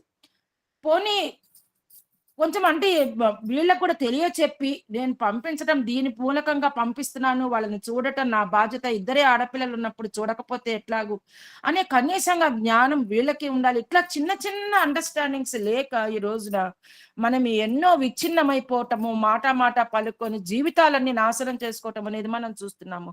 సో ఈగో ఫీలింగ్ అనేది పక్కకు పెట్టాలి అనేది మటుకు పిల్లలకి చిన్నప్పటి నుంచే, ఎవరికైనా తప్పు చేస్తే ఒకవేళ పొరపాటున జరిగినా కూడా వాళ్ళ చేత సారీ చెప్పించడము, వాళ్ళ చేత షేక్ హ్యాండ్స్ ఇప్పించటము, మళ్ళీ స్నేహితుల్ని కలపటము అనేది ప్రతి గురువుకి, ప్రతి తల్లిదండ్రులకి బాధ్యతగా మనము తప్పకుండా మనం ఇది అయితే స్వామి కూడా చెప్తారు కదా, నన్ను బుట్టతల అన్నా బట్టతల అన్నా నేనేమి పట్టించుకోను అని. అంటే ఏంటంటే మనము చెప్పినంత తేలికేం కాదు. ఎవరన్నా మన్ని కనుక విమర్శిస్తే అంత తేలిగ్గా మన అవమానించారు, లేకపోతే మన హేళన చేస్తారు, మన విమర్శిస్తారు, మనం తట్టుకోలేము. మనం అసలు వెంటనే రియాక్ట్ అయిపోయి సమాధానం చెప్తాం అనమాట. రియాక్షన్ వద్దు, రెస్పాండ్ అవ్వాలి, లేకపోతే రియలైజ్ అవ్వాలి అని చెప్తారనమాట. కానీ ఆ క్షణం మనం ఎంతో ఉద్రేకం చెంది వెంటనే మన సమాధానం ఇవ్వటము అనేది మనము కొంత ఆలోచించాలి. అసలు ముందు ముఖ్యంగా పిల్లల ముందర అస్సలు మన రియాక్షన్స్ మనం తెలపకూడదు అనమాట. కొంత ఆలోచించి మనం చేస్తే వాళ్ళు కూడా కొంత ఆలోచించి చెయ్యాలి అనేది వాళ్ళకు కూడా కొంచెం అర్థమవుతుంది. అంటే ఇట్లా స్వామి చెప్తారు కదా, బుట్టతలన్నా నేను పట్టించుకోను, ఎందుకంటే నాకున్నది కాబట్టి, బట్టతల అంటే నాకు లేదు కాబట్టి అసలు పట్టించుకోను అంటారు. అంత ఆలోచించే శక్తి మనకు కూడా ఉండాలి అని భగవంతుని కోరుకోవాలి. అంతేకాకుండా పిల్లల మధ్యలో స్వామి చెప్తుంటాడు, 3 Cలు ఎప్పుడు పనికిరావు పెద్దవాళ్ళకి అని. అంటే పెద్ద చిన్న అని కాదు, ఎవరం కూడాను 3 Cలు వదిలిపెట్టాలంటారు. అవేంటంటే కంపారిజన్, ఒకళ్ళతో ఒకళ్ళం పోల్చుకోవటం అనేది ఎంత దరిద్రమైనటువంటి ఆ లక్షణం అంటే అది జీవితంలో. మనం ఎవరితో ఎవరం పోల్చుకోవద్దు. ఎందుకంటే భగవంతుడు ఆయన పైన ఉండి మనని చూసి మనకి ఏం కావాలి, మనకి ఎంత అవసరమో, ఏమి ఇవ్వాలి అనేది నిర్ణయించి ఇస్తాడు. మనం ఒక్కళ్ళతో ఒకళ్ళం పోటీ కంపేర్ చేసుకోవాల్సిన అవసరమే లేదు. అది పిల్లలకి చెప్పాలి, మనము ఫాలో అవ్వాలి. అంతేకాకుండా కంప్లైంట్ నేచర్ అనమాట. ఇంకొకటి ఏంటి, వాడు చేయలేదు, వాడట్లా వీడిట్లా మనము ఆర్గనైజేషన్ లో కూడా చూస్తుంటాం అనమాట. అవతల వాళ్ళ మీద నెట్టేసేస్తాం, వాళ్ళు చేయలేదు, వీళ్ళు చేయలేదు, ఈ పని అవ్వలేదు. అంతేకాని మన వంతు మనమేం పని చేస్తున్నాము, మనం కరెక్ట్ గా ఉంటున్నామా అని మన సెల్ఫ్ క్రిటిసైజ్ చేసుకోవటం మనకు ఎంత అవసరం అంటే ప్రతి మనిషి కూడాను సైలెంట్ గా కూర్చొని. అందుకనే స్వామి చెప్తారు, జపము ధ్యానము అంటే మనలోకి మనం తొంగి చూసుకోవాలి, మనలోకి మనమేం తప్పు చేస్తున్నాము, మనము ఈ సంఘటన ఎందుకు జరిగింది, జరగకుండా ఇంకా మనమేం చెయ్యగలుగుతాము అనేది కనుక అంటే సైలెంట్ గా మనం పని చేయగలిగితే, పక్కవాడు చెయ్యని పని కూడా మనం చేయగలిగితే అసలు మనకి మనం ప్రశాంతంగా ఉంటాం, ఎదుటి వాళ్ళు కూడా కొంత నేర్చుకుంటారు మన నుంచి. నేను తప్పకుండాను మా అత్తగారి గురించి నేను ప్రస్తావించకుండా ఉండలేను. ఎందుకంటే ఆవిడలాగా నేను దాదాపుల్లో ఎవరి స్త్రీని నేను అట్లా చూడలేదనమాట. ఆమెకి ఎంత క్షమించే గుణం అంటే ఎవరినైనా అసలు మరుక్షణం మర్చిపోతుంది ఆవిడైతే. నేను ఆవిడ దగ్గర నాకు చాలా కోపం ఉండేది. ఎంత కోపం అంటే వెంటనే రియాక్ట్ అయ్యి ఏదైనా అనకుండా ఉన్నాను, నేను కంట్రోల్ చేసుకోలేకపోయేదాన్ని. కానీ ఆమె నాకు 2000 బిఫోర్ వచ్చారు నా దగ్గరికి వాళ్ళిద్దరూను. అప్పటి నుంచి అంటే గ్రాడ్యువల్ గా నన్ను నేను మలుచుకుంటానికి ఈమె చాలా ఉపయోగపడేది. అంటే ఆమె మీద కూడా నేను అరిచేదాన్ని. నేను చాలా సార్లు ఆమె మీద అరిచి స్వామి చేత పనిష్మెంట్స్ కూడా నేను తీసుకున్నాను. కానీ ఎప్పటికప్పుడు ఆమెని మనసులోకి తెచ్చుకుంటే మాత్రం నన్ను నేను కొంచెం అంటే నేను వదిలేసి వెళ్ళిన ప్రతి పని ఆమె ఒక అంటే ఒక సర్వీస్ లాగా ఆమె నాకు చేసేది. వంటిల్లు నేను వంట చేసి అక్కడ పెడితే వంటిల్లు భయంకరంగా ఉండేది. అయినా సరే ఆమె అన్ని నీట్‌గా, నేను మళ్ళీ వచ్చేటప్పటికి నీట్‌గా ఉండేది. బాల వికాస్ చెప్పుకున్నానికి నేను బయటకు వెళ్ళిపోతే ఆమె, నేను ఏదన్నా పని మీద లేకపోతే స్వామి మందిరానికి పోయి అక్కడ ఏదైనా శుభ్రం చేయడానికి సర్వీస్‌కి పోతే నేను వచ్చేటప్పటికి మొత్తం డైనింగ్ టేబుల్ మీద వంటతో సహా కంచాలు బోర్లించి మంచినీళ్ళు పెట్టి, అసలు ఏమండి ఎవరు అట్లా చేస్తారండి అసలుకి. నేను కడుపుతో ఉన్నప్పుడు నా కాళ్ళకి నూనె రాసి ఆమె చేసిన సర్వీసులు ఎన్ని గుర్తుకొస్తాయో, ఎంత దుఃఖం అనిపిస్తుంది అంటే, నేను అంత లెవెల్లో ఆమెకు నేను సర్వీస్ ఇవ్వలేకపోయినాను అనిపిస్తుంది. అంటే మనము ఒక మనిషిని చూసి మనం, అంటే నేను ఇప్పుడు చెప్పదలుచుకున్నది ఏంటంటే, మనం ఎంత ఓపిక ఉంటాము మన జీవితాలు అంత బాగుంటాయండి. మనం ఎంత ప్రతిదానికి కూడాను కొంచెం నిమిషం నిబ్బరంగా ఉంచుకుంటే అప్పుడు మనం ఏదైనా కూడాను అవతల వాళ్ళని అర్థం చేసుకుంటానికి కొంత మనకి గ్యాప్ ఇవ్వాలన్నమాట. వెంటనే మనం రియాక్ట్ అవ్వకుండా ఇది ఎందుకు జరిగింది, ఏమిటి అనేది పూర్వపరాలు అర్థం చేసుకుంటే మనకు జీవితాలను మనం హాయిగా ఉంచుకోవచ్చు అనేది మాత్రం నేను నేను గట్టిగానే చెప్పాలండి. ఎందుకంటే నేను 70లోకి వస్తున్నాను. జీవిత పాఠాలు ఎన్ని చూసిన దాన్ని మనము పిల్లలకు చెప్పకపోతే కూడా ఒక పొరపాటేననిపిస్తుంది. అంటే నా సోత్కర్ష చెప్పొద్దు అని అనుకున్నాను. కానీ నాకు తెలియకుండానే నా చేత ఏమి చెప్పిస్తున్నాడో నాకే అర్థం కావట్లేదు. దయచేసి గ్రూప్‌లో ఉన్న వాళ్ళందరూ నన్ను క్షమించ ప్రార్థన. అయితే మనము ఇతరుల పట్ల సానుకూలంగా ఉండాలి అంటే మనం కొన్ని క్వాలిటీస్ పెంచుకోవాలి అని స్వామి చెప్పిన మాటలు ఏంటంటే, శమదమములు పెంచుకోండి, అంటే ప్రశాంతంగా ఉండండి, ఇంద్రియాలకు శిక్షణ ఇవ్వండి. స్వామి బాగా చెప్తారు, నువ్వు నీ లోపల ఉన్నటువంటి పంచేంద్రియ, జ్ఞానేంద్రియాలు, కర్మేంద్రియాలకి నువ్వు ఒక ట్రైనింగ్ ఇవ్వు. ఇది మాత్రమే చూడాలి, ఇది మాత్రమే మాట్లాడాలి. ఇట్లా మనం చెప్పంగా మనం ఏదైతే ఓవర్కమ్ అంటే మనం ఫాలో అవ్వలేనివి రాసి పెట్టుకొని అన్ని గదులలో పెట్టుకుంటే కూడా ఇది చాలా ఉపయోగపడుతుందండి. మనము ఫాలో అయ్యేవన్నీ రాసి పెట్టుకొని ఫ్రిడ్జ్ మీద మనం ఎక్కడెక్కడికి పోతుంటాం అక్కడంతా కొంచెం పెద్ద అక్షరాలతో రాసి పెట్టుకుంటే అలా చూడంగా లోపలికి వెళ్ళిపోతాయి.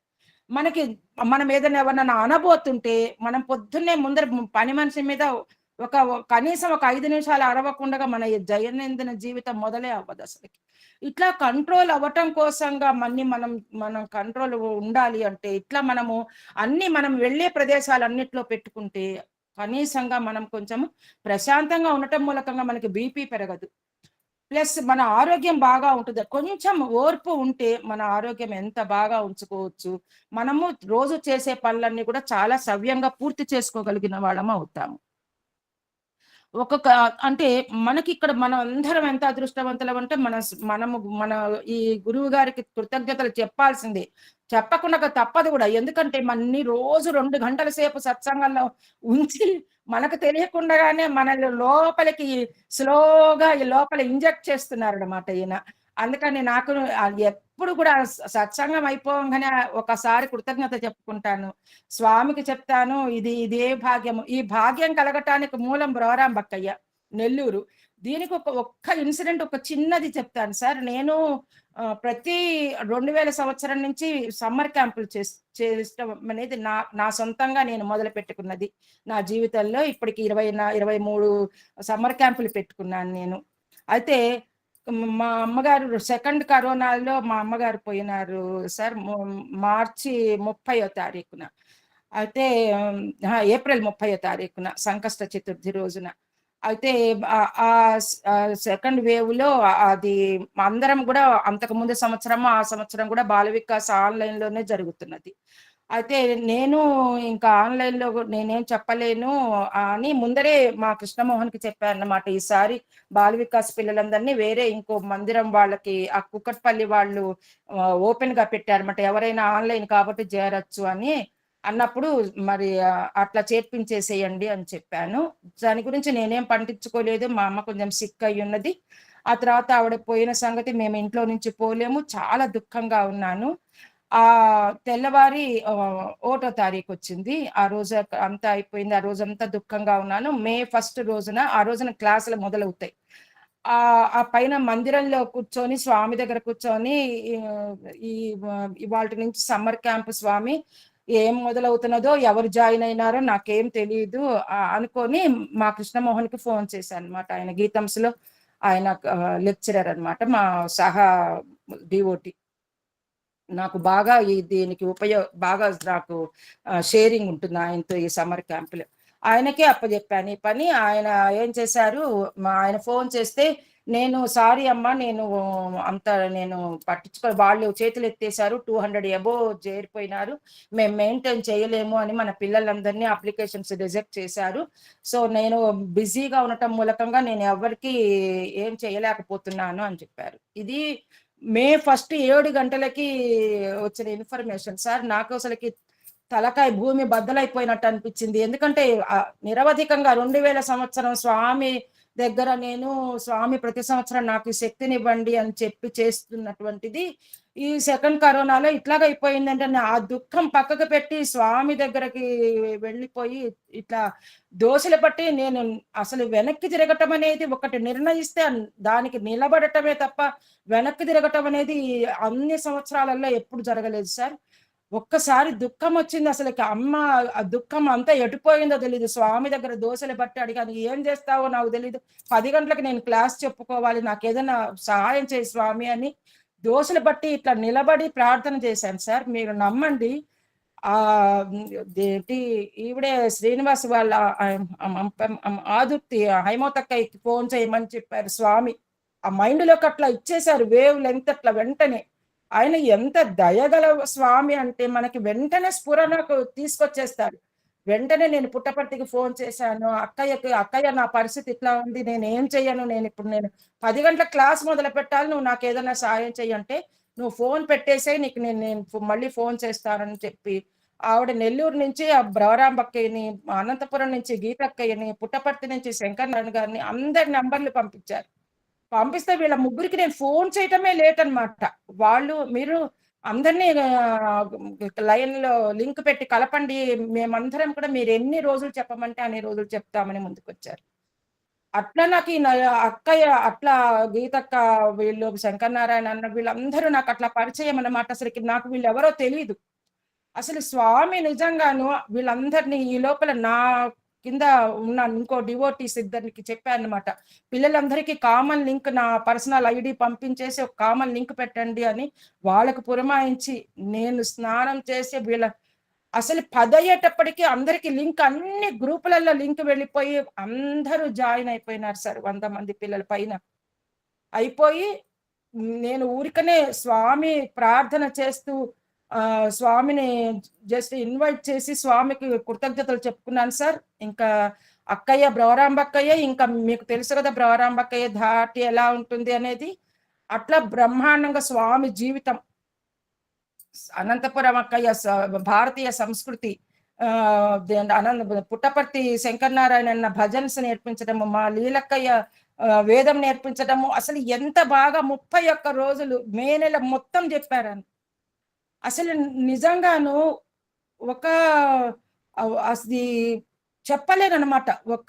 ఒక కమిట్మెంట్కి మనం నిలబడితే, స్వామిని అర్థిస్తే ఆయన ఇచ్చే వరద ఎలా ఉంటుంది అనేది నేను అనుభవించాను సార్. నిజంగాను నేను తలుచుకున్నప్పుడల్లా ఇది సంభవమేనా, ఇది ఇట్లా జరుగుతుందా అని అనిపిస్తుంది. అట్లా వీళ్ళందరూ పరిచయము, ఇది ఇట్లా ఎంత బాగా అదొక ఎక్స్పీరియన్స్ సార్. నేను డైవర్ట్ అయిపోతున్నట్టు అనిపిస్తున్నది. అయితే చిన్న చిన్న చిన్న ఎవరినైనా సరే క్షమించడము అనేది ప్రతి వాళ్ళు కూడాను మనము పెంచుకోవాలి సార్. తర్వాత క్షమాగుణం లేకపోతే అంటే జాగ్రత్తగా ఈ రోజుల్లో చాలా చిన్న తప్పులకు అవగాహన రాహిత్యంతో జీవితాలను విచ్ఛిన్నం చేసుకుంటున్నారు. క్షమించే గుణం లేకపోవటమే కారణము అని మనకు అర్థమవుతుంది. ఉదాత్తుల స్వభావము క్షమించట, కఠినాత్ములు క్షమించలేరు అని గాంధీ గారు అంటారు. మనం నిజంగా ప్రేమిస్తే క్షమించడం కూడా తెలిసి ఉండాలి అంటారు మదర్ తెరిసా. అంటే తిరిగి బాధ పెట్టిన వాళ్ళని ఔదార్యంతో ఉండగలగటం అనేది దైవ లక్షణం. కష్టకాలంలో దుర్గుణాలు చేరకుండా జాగ్రత్త పడి క్షమాగుణం పెంచుకోవాలి. క్షమాగుణం లేకుంటే రాక్షసుడిగా ప్రవర్తిస్తాడు.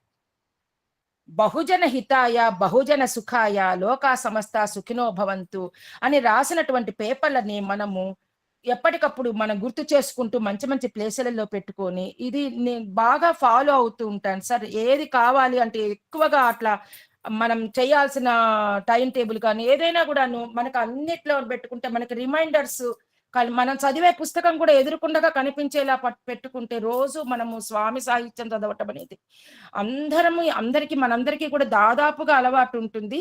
అసలు మీరే 10 పుస్తకాలు చదివేంత జ్ఞానాన్ని మీరు ఒక్క సత్సంగంలో ఇస్తున్నారు కాబట్టి ఆ రకంగా కూడాను కృతజ్ఞురాలు నేను. అయితే బాగా స్వామి సాహిత్యం చదవటం మటుకు చాలా ఇష్టంగా చదువుతాను సార్ నేను కూడాను.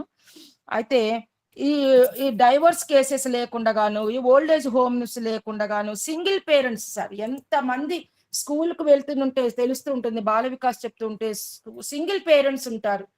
అసలు ఇది ఎంత దురదృష్టకరమైనటువంటిదో, పిల్లలు ఇట్లా పెరుగుతున్నారు అని అది కూడా చాలా బాధ అనిపిస్తుంది.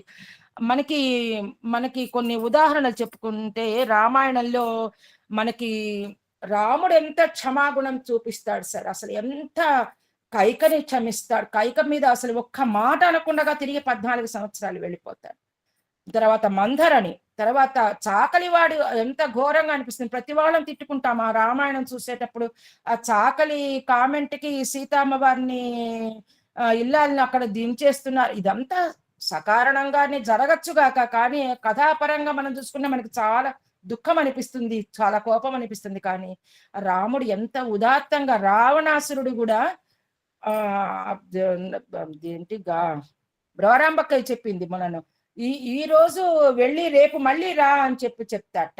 అంటే ఆయుధాలు లేకపోతే నీ మీద నేను ఆయుధం వెయ్యను, మళ్ళీ ఆయుధాలు తీసుకొని నువ్వు రా అంటే ఎంత అవమానం కదా రావణాసురుడికి. కానీ అంత ఉదాత్తంగా అట్లా నిలబడేయటం అనేది నిజంగా అందరూ కూడా ఆశ్చర్యపోతారు. అట్లా భారతం చూసుకుంటే ఎన్ని కృష్ణ భగవానుడు ఆయన చూపించినటువంటి ప్రేమ, ఆయన చూపించిన ఔదార్యము మనము తర్వాత ఆయన భగవంతుడు.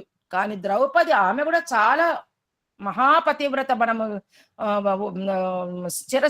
స్మరణీయాలు ఆమె పేరు కూడా ఉంటుంది కదా, రాధ, ద్రౌపది, ఇవన్నీ పేర్లు ఉంటాయి.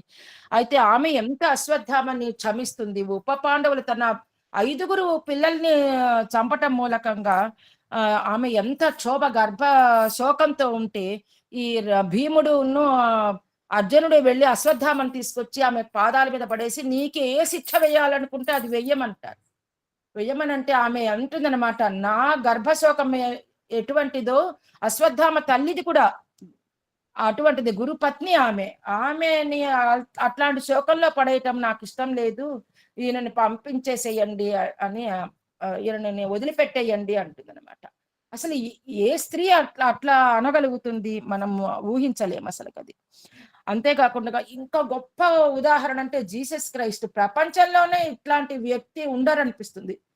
జీసస్ క్రైస్ట్ ని ఉరిదీస్తుంటే, శిలువ మీద వేసి కష్టంగా అంత బాధలు పెడుతుంటే కూడా భగవంతుణ్ణి ప్రార్థిస్తాడు. ఈ ప్రజలకి వీళ్ళకి ఏం చేస్తున్నారో మతాధికారులకు వాళ్ళకి ఒళ్ళు తెలియటం లేదు, భగవంతుడా వీళ్ళని క్షమించు, వీళ్ళకి వాళ్ళు ఏం చేస్తున్నారో వాళ్ళు చేస్తున్నటువంటి పాపాల నుంచి వాళ్ళని విముక్తి చెయ్యి అని ఆయన్ని ప్రార్థన చేస్తారు. అయితే అటువంటి జీసస్ క్రైస్ట్ ని మనము ఎంతో ఆదర్శంగా, ఆ తర్వాత ఇంకా నెల్సన్ మండేలా. నేను 10th క్లాస్ చెప్పేటప్పుడు నెల్సన్ మండేలాది స్టోరీ ఉండేది. అది చదువుతూ ఉంటేనే నాకు కళ్ళమ్మడి నీళ్ళు వచ్చేది. ఆయన జీవితం అంతా భయంకరమైనటువంటిది, రేసెస్ పక్షపాతం అన్నమాట. అయితే ఆయనకి నోబెల్ శాంతి పీస్ ప్రైజ్ వస్తుంది. అయితే అది ఆయన పోస్ట్ పోన్ చేస్తాడు. ఎప్పుడైతే సహజీవనం వీళ్ళు గలుపుతారో వైట్స్ అండ్ బ్లాక్స్, అప్పుడే నేను యాక్సెప్ట్ చేస్తారని అంటారు. ఆయన సెల్లో, ఆయన కారాగారంలో ఉన్నప్పుడు అక్కడ సెంట్రీ ఉంటాడు. ఆ సెంట్రీని పాపం బతివిలాడతాడు నెల్సన్ మండేలా, నాకు కొంచెం దాహంగా ఉంది, కొంచెం మంచినీళ్ళు కావాలి అంటే ఆ పాత్రలో, ఆహార పాత్రలో యూరిన్ పోసిస్తాడు. ఆ సెంట్రీ తాగుతా ఇది తాగు లేకపోతే లేదని. అంటే ఎన్నో సార్లు అట్లా తాగాల్సి వస్తుంది అనమాట. అసలు చదువుతుంటే మనకు రకమైనటువంటి, అసలు ఇట్లా మనుషులు ఉంటారా, ఎప్పుడో రాక్షసులు పుట్టారు దుర్మార్గులు అని అనుకుంటాం, కానీ ఈ కలియుగంలో కూడా పుట్టిన వాళ్ళందరూ రాక్షసులేనేమని అనిపిస్తుంది ఒకసారి. రాక్షస గుణాలు, పైశాచక గుణాలు ఇట్లుంటాయని అనిపిస్తుంది. అయితే వింత ఏంటంటే ఈయన విడుదలైపోతాడు, అంతా అయిపోతుంది, ఈయన పీస్ ప్రైజ్ తీసుకుంటాడు. అయితే వీళ్ళు ఇన్వైట్ చేస్తారు, గొప్ప వాళ్ళందరూ కూడా ఈయన ఒక హోటల్కి ఇన్వైట్ చేసినప్పుడు వాళ్ళందరూ కూర్చుంటే ఒక మనిషి నెల్సన్ మండేలాని చూసి హఠాటుగా లేచి వెళ్ళిపోతుంటే నెల్సన్ మండేలా ఆయన్ని పట్టుకొని కూర్చోపెడతాడు ఆ హోటల్ తన పక్కన కూర్చోపెట్టి, వద్దు మీరు మీ లంచ్ మీరు తీసుకోండి మీరు కంటిన్యూ చేయండి అని కూర్చోబెడతాడు. కానీ ఆయన తినలేక వెళ్ళిపోతాడనమాట. వెళ్ళిపోతే అప్పుడు వీళ్ళందరూ అడుగుతారు ఎవరు అతను అంటే, నేను జైల్లో ఉన్నప్పుడు అతను సెంట్రీ అని అప్పుడు చెప్తాడనమాట. ఇట్లా నేను ఎన్నో సార్లు మా అమ్మ పాల కన్నా ఎక్కువ తాగాను అని చెప్తాడనమాట. అది చదువుతున్నంత సేపు కడుపులో అంత తిప్పినట్టు అవుతుంది. ఎవరికైనా వింటుంటేనే మనకి ఇంత అట్లా అనిపిస్తుంది.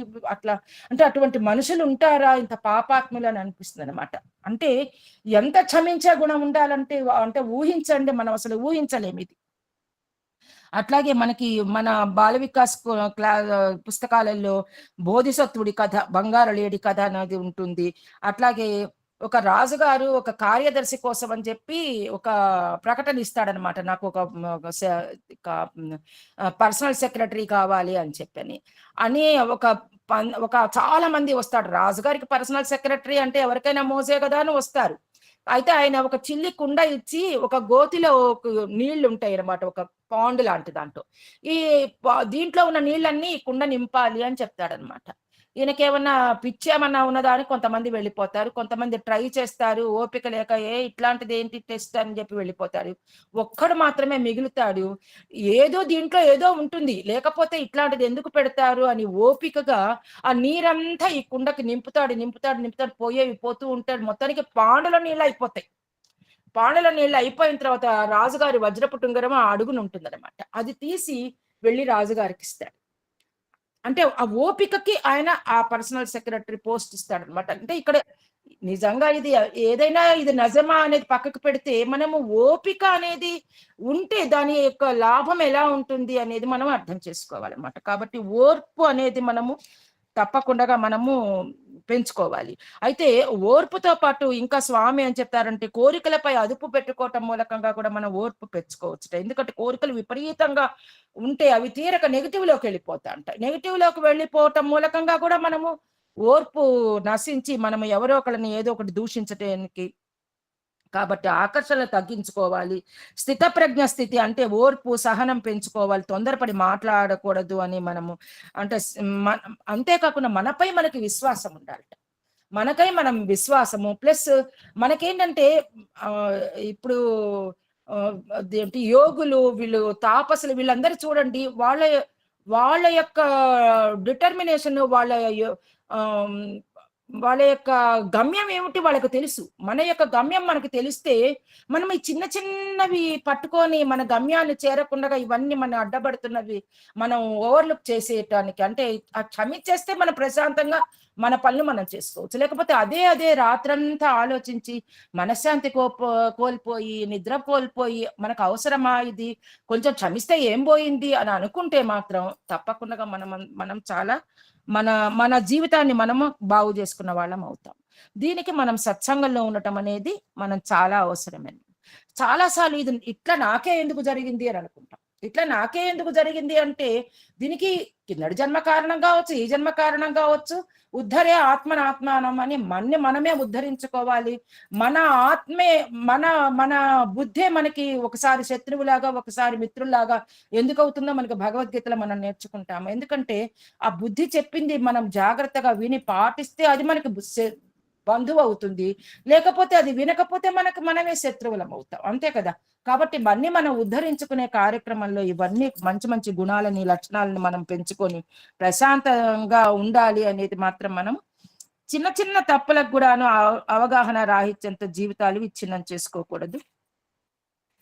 తర్వాత అంటే మనమే సర్వీస్ చేస్తున్నామని అహంకరిస్తే కూడాను భగవంతుడు ఊరుకోడు. కాబట్టి మనము చేస్తున్నాము కాదు, భగవంతుడు మనకి అవకాశం ఇచ్చాడు. భగవంతుడికి మనం ఎవరికి చేస్తున్నామో వాళ్ళకు కూడా కృతజ్ఞతలు చెప్పుకోవాలని మనం చెప్పుకున్నాం కదా. అట్లాగే అయితే నిన్నను ఆయన ఎంత బాగా చెప్పారు, అసలు నిన్న ఎంత ఆనందపడ్డాను. అందరూ మాట్లాడుతున్నారు, సోదరి మనలు అందరూ కూడాను. అసలు ఏదైనా వెంటనే రియాక్ట్ అయ్యి మీరందరూ ఎట్లా బాగా చెప్పగలుగుతారు, అది కూడా నేను మీ దగ్గర నుంచి నేర్చుకున్నాను. వెంటనే అంటే స్పందించటము అనేది అది కూడా ఒక గొప్ప వరం అని అనుకుంటాను. నాకు అంత చేత కాదు. నేను తర్వాత కొంచెం నెమర వేసుకొని తర్వాత స్లోగా కొంచెము బాగా ఆనందం వేసింది. అయితే ఆయన చెప్పాడు కదా, మనం స్వామి పని చేస్తే మన పనులు స్వామి చేస్తారు అనే దానికి నేను ఒక్క చిన్న సంఘటన చెప్పి నేను ఇది ముగిస్తాను. అయితే మా కళ్యాణం గురించి ఇదివరకు నేను ఫస్ట్ లో మాట్లాడినప్పుడు చెప్పా కదా, వాడు ఇంటర్ ఫెయిల్ అయిన తర్వాత స్వామి వాడిని అనుగ్రహించాడు. నెల రోజులు స్వామి అతనికి ఏమిచ్చారంటే రికార్డింగ్, స్వామి అవన్నీ కూడా క్యాసెట్లు. అప్పట్లో ఇవన్నీ లేవు కదండి, ఫోన్లు అవి లేనప్పుడు టైంలో. అంటే మేము ఇంటర్మీడియట్ అంటే బిఫోర్ 2000 అనమాట, బిఫోర్ 2000.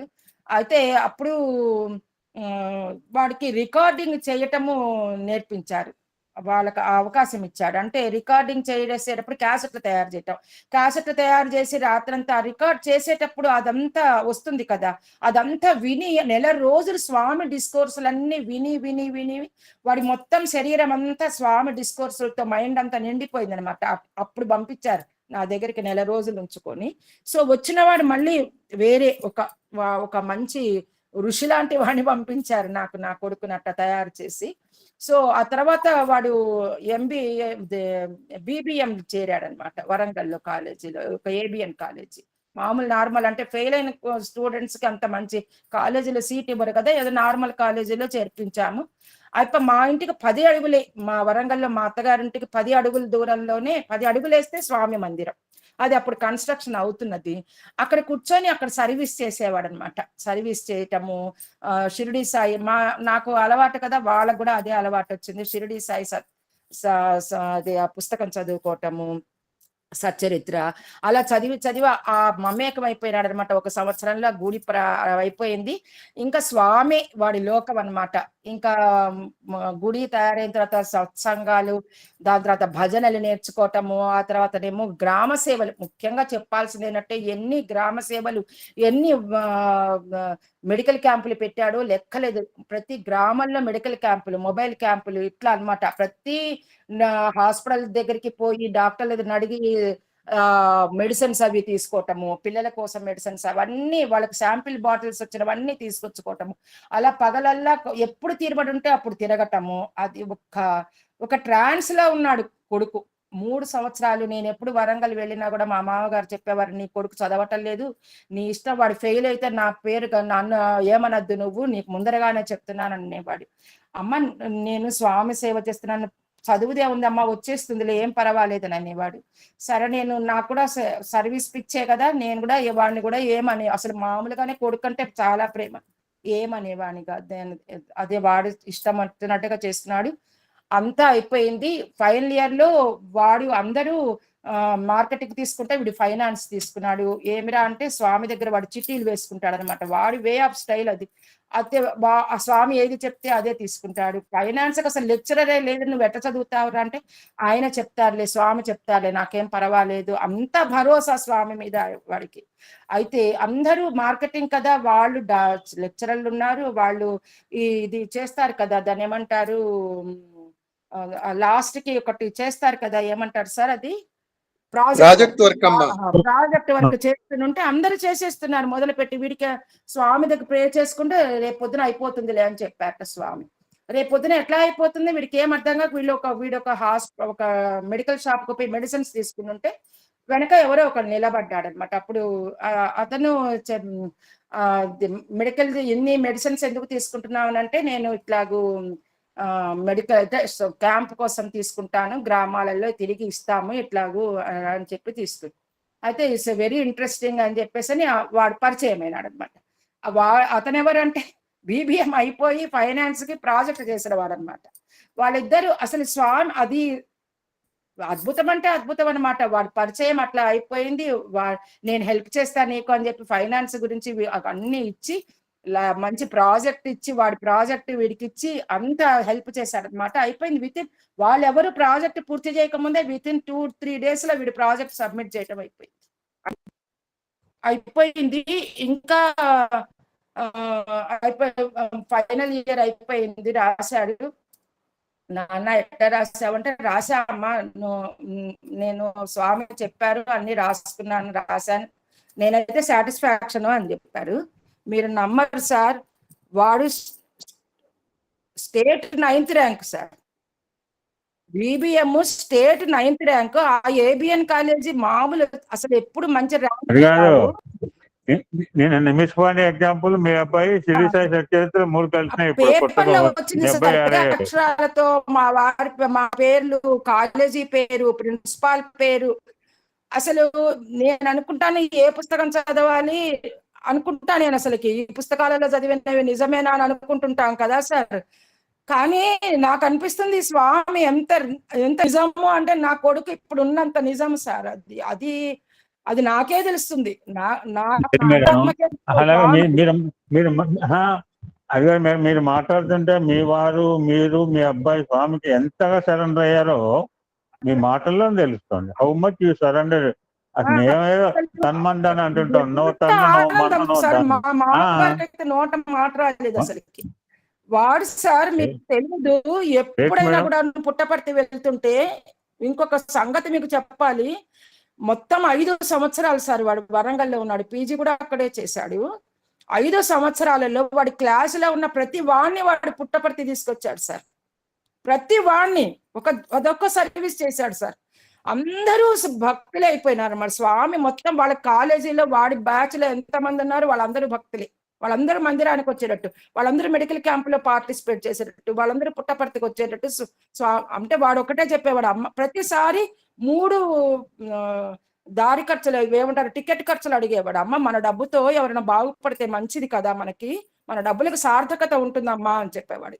అని 3 ఛార్జీలు తీసుకుపోయాడు సార్. వాడు వెళ్తూ ఎప్పుడు సింగిల్ వెళ్ళలేదు సార్, ఇద్దరిని వెంట పెట్టుకొని పోయేవాడు. వాళ్ళు ఇంకా అక్కడికి పోతే ఆయన చూసుకుంటాడు కదా, వాళ్ళు భక్తులు అయిపోయేవాడు. ఈ రకంగా వాళ్ళు ఇప్పటికీ కూడా వాళ్ళు ఎంత తలుచుకుంటారో కొడుకుని. వీళ్ళు వెంటనే ఉద్యోగం వచ్చింది సార్, క్యాంపస్ సార్ దాంట్లోనే వచ్చింది. వీడికి పరీక్షలు అయిపోతున్నాయి.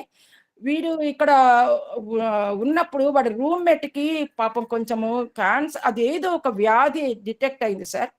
వీడు శని ఆదివారాలు ఇంకొక ఫ్రెండ్కి పనిచేసి వాడు 10,000 ఇస్తే ఈ 10,000 మెడిసిన్స్ కొని వీడికి క్యూర్ చేశాడు సార్. అది ఎంతంటే వాడు ఎప్పుడు తలుచుకుంటాడనమాట. కళ్యాణ్ నాకు అట్లా లైఫ్ అంటే వాడు స్వామికు రాజుల కుటుంబంలో అనమాట, స్వామి వాళ్ళ చుట్టాలన్నమాట వాళ్ళు. అయితే వీడు వాడిని బాబా అని పిలిచేవాడు. వాడి పేరు భరత్. అయితే వీడు బాబా అని పిలిచి, వాడంటే మహాప్రేమ అనమాట. అమ్మ బాబాకు సేవ చేస్తే స్వామికి సేవ చేసినట్టు అనిపిస్తుంది అమ్మ నాకు అని అనేవాడు.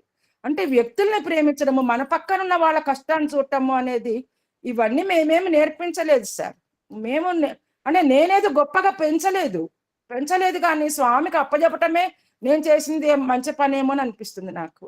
ఇప్పుడు నా కూతురు కూడా రేడియో సాయికి వర్క్ చేస్తుంది సార్. ఇప్పుడు అది 6 సంవత్సరాలు BSc MCA 6 సంవత్సరాలు ప్రతి ఏప్రిల్ సర్వీస్ కి స్వామి దగ్గరికి పంపించేదాన్ని. ఎందుకంటే పిల్లలకి పనులు చెప్పటము, ఏదైనా అట్లా చేయటము. ఆడపిల్ల మా వియప్రాలు అంటే మా కొడుకే ఇచ్చాము. ఆమె అనేది చిన్న చిన్న పనులన్నా నేర్పించకపోతే ఎట్లాగో నీ కూతురి కంటే ఏమో తర్వాత ఎట్లాగో పనులు చేయాలి కదా అని నేను స్వామికి దండం పెట్టేదాన్ని. కంప్యూటర్ పని ఏమి చెప్పకు స్వామి, దీనికి సౌత్ క్యాంటీన్ నార్త్ క్యాంటీన్ ఇట్లాంటివి వేసి బాగా తుడిపించడము, కడిగించడము, చిన్న చిన్న పనులన్నీ నువ్వు నేర్పించాల్సిందే అంటే నిజంగా మీరు నమ్మరు.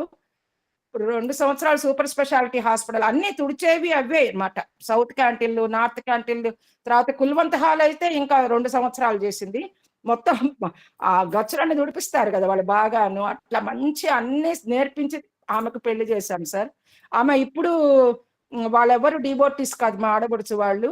కానీ ఇప్పుడు చెప్పాను అనమాట, పిల్లలు పెద్దవాళ్ళు అవుతున్నారు కదమ్మా, నువ్వు ఏదో స్వామి సర్వీస్ చేయాలి అంటే అది వాళ్ళకు కూడా చెప్పాను సార్. రేడియో వాళ్ళందరూ కూడా మేము చేసుకున్న అదృష్టం ఏంటంటే రేడియో సాయి పని చేసేవాళ్ళు గణేష్, తర్వాత మన శివం వాళ్ళు, వీళ్ళందరూ ఎవరు మనకి ఆదిలాబాద్కి వచ్చినా మేము మాకు మా సార్ కిందకి ఇది గెస్ట్ హౌస్లు అవి ఉంటాయి కదా, వీళ్ళకి అకామిడేట్ చేయటము, వీళ్ళని మళ్ళీ జీబులు అవి డ్రైవర్లు ఉంటారు కాబట్టి వీళ్ళని మళ్ళీ స్టేషన్లలో దించడము, తీసుకురావడము.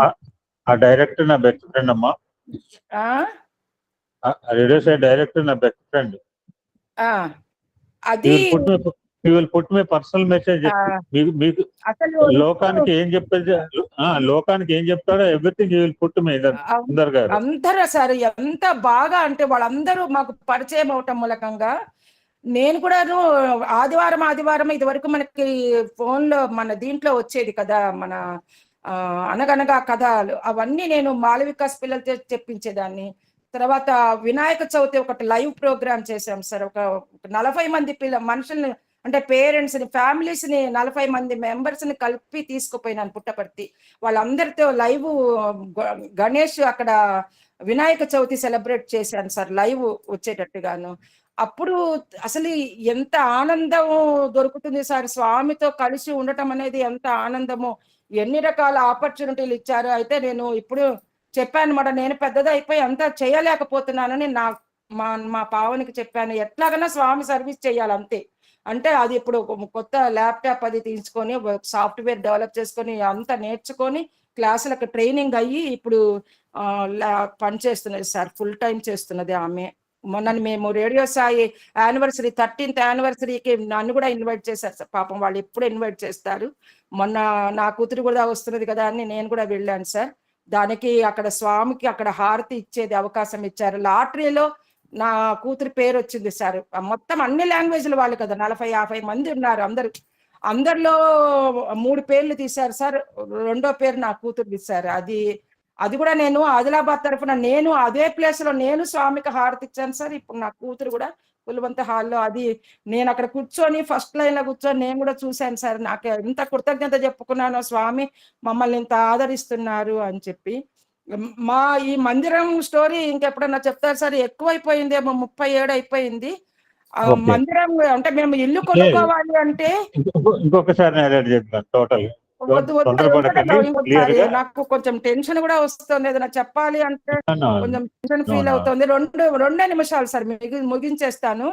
మేము ఎక్కడ ఇల్లు కొనుక్కోవాలి అని 2011 నుంచి హైదరాబాద్ లో తిరుగుతున్నాము. అప్పుడు అయితే స్వామి ముందర ఒక దసరాలో ఏది చూసినా ఇక్కడ వద్దు అని అనిపిస్తున్నది లోపల నుంచి. స్వామి ముందర ఒక 50 చిట్టీలలో మొత్తం ఎన్ని ఏరియాలు ఉన్నాయో అన్ని ఏరియాల పేర్లు రాసి స్వామి ముందర వేసాం సార్. వేస్తే వీడు బాబా ఉన్నాడు కదా మా వాడి ఫ్రెండ్, వాడి చేత తీయించాము. ఎందుకంటే స్వామి మా దృష్టిలో వాడే స్వామి అని.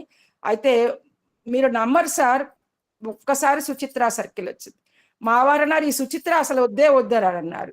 అయినా సరే ఎందుకు స్వామి నిర్ణయం ఏదైతే అదైతే. దయచేసి మీ మందిరం ఒకసారి వీడియో చూపించండి. ఎవరు అంటాం మందిరం చూపిస్తాను. నేను పైకి వెళ్ళాలి, చాలాసేపు పడుతుంది నాకు. నేను ఇక్కడ బెడ్రూమ్ లో ఉన్నాను, ప్రశాంతంగా ఉంటుందని నేను చూపిస్తా సార్, ఫోటోలన్నీ పెడతాను మీకు. అయితే మీరు రండి సార్, ఎవరెవరు హైదరాబాద్ వచ్చినా మా మందిరానికి మా దగ్గరికి రండి సార్. మిమ్మల్ని మేము అకామిడేట్ చేస్తాము. మేము అవసరాలు హైదరాబాద్ లో బోల్డ్ అవసరాలు ఉంటాయి కదా అందరికీ, అందరూ రండి. అయితే వేస్తే 3 సార్లు సుచిత్ర సర్కిలే వచ్చింది సార్. నేను స్వామి మందిరం ఊడ్చేటప్పుడు అంతా చెప్పేదాన్ని, స్వామి నా కొడుకు ఉండాలి గ్రౌండ్ ఫ్లోర్ లో, నేను ఉండాలి, నా మీద నువ్వు నివసించాలి, మన ముగ్గురం కలిసి ఉండాలని ఎప్పుడు ప్రేయర్లో పెట్టేదాన్ని సార్. మనకు అడ్రస్ రామాలయం అడ్రస్ ఉండాలి. నాకు ఇదంతా తెలియదు సార్, ఇల్లు ఇట్లా వస్తుంది ఇదేం తెలియదు నాకు.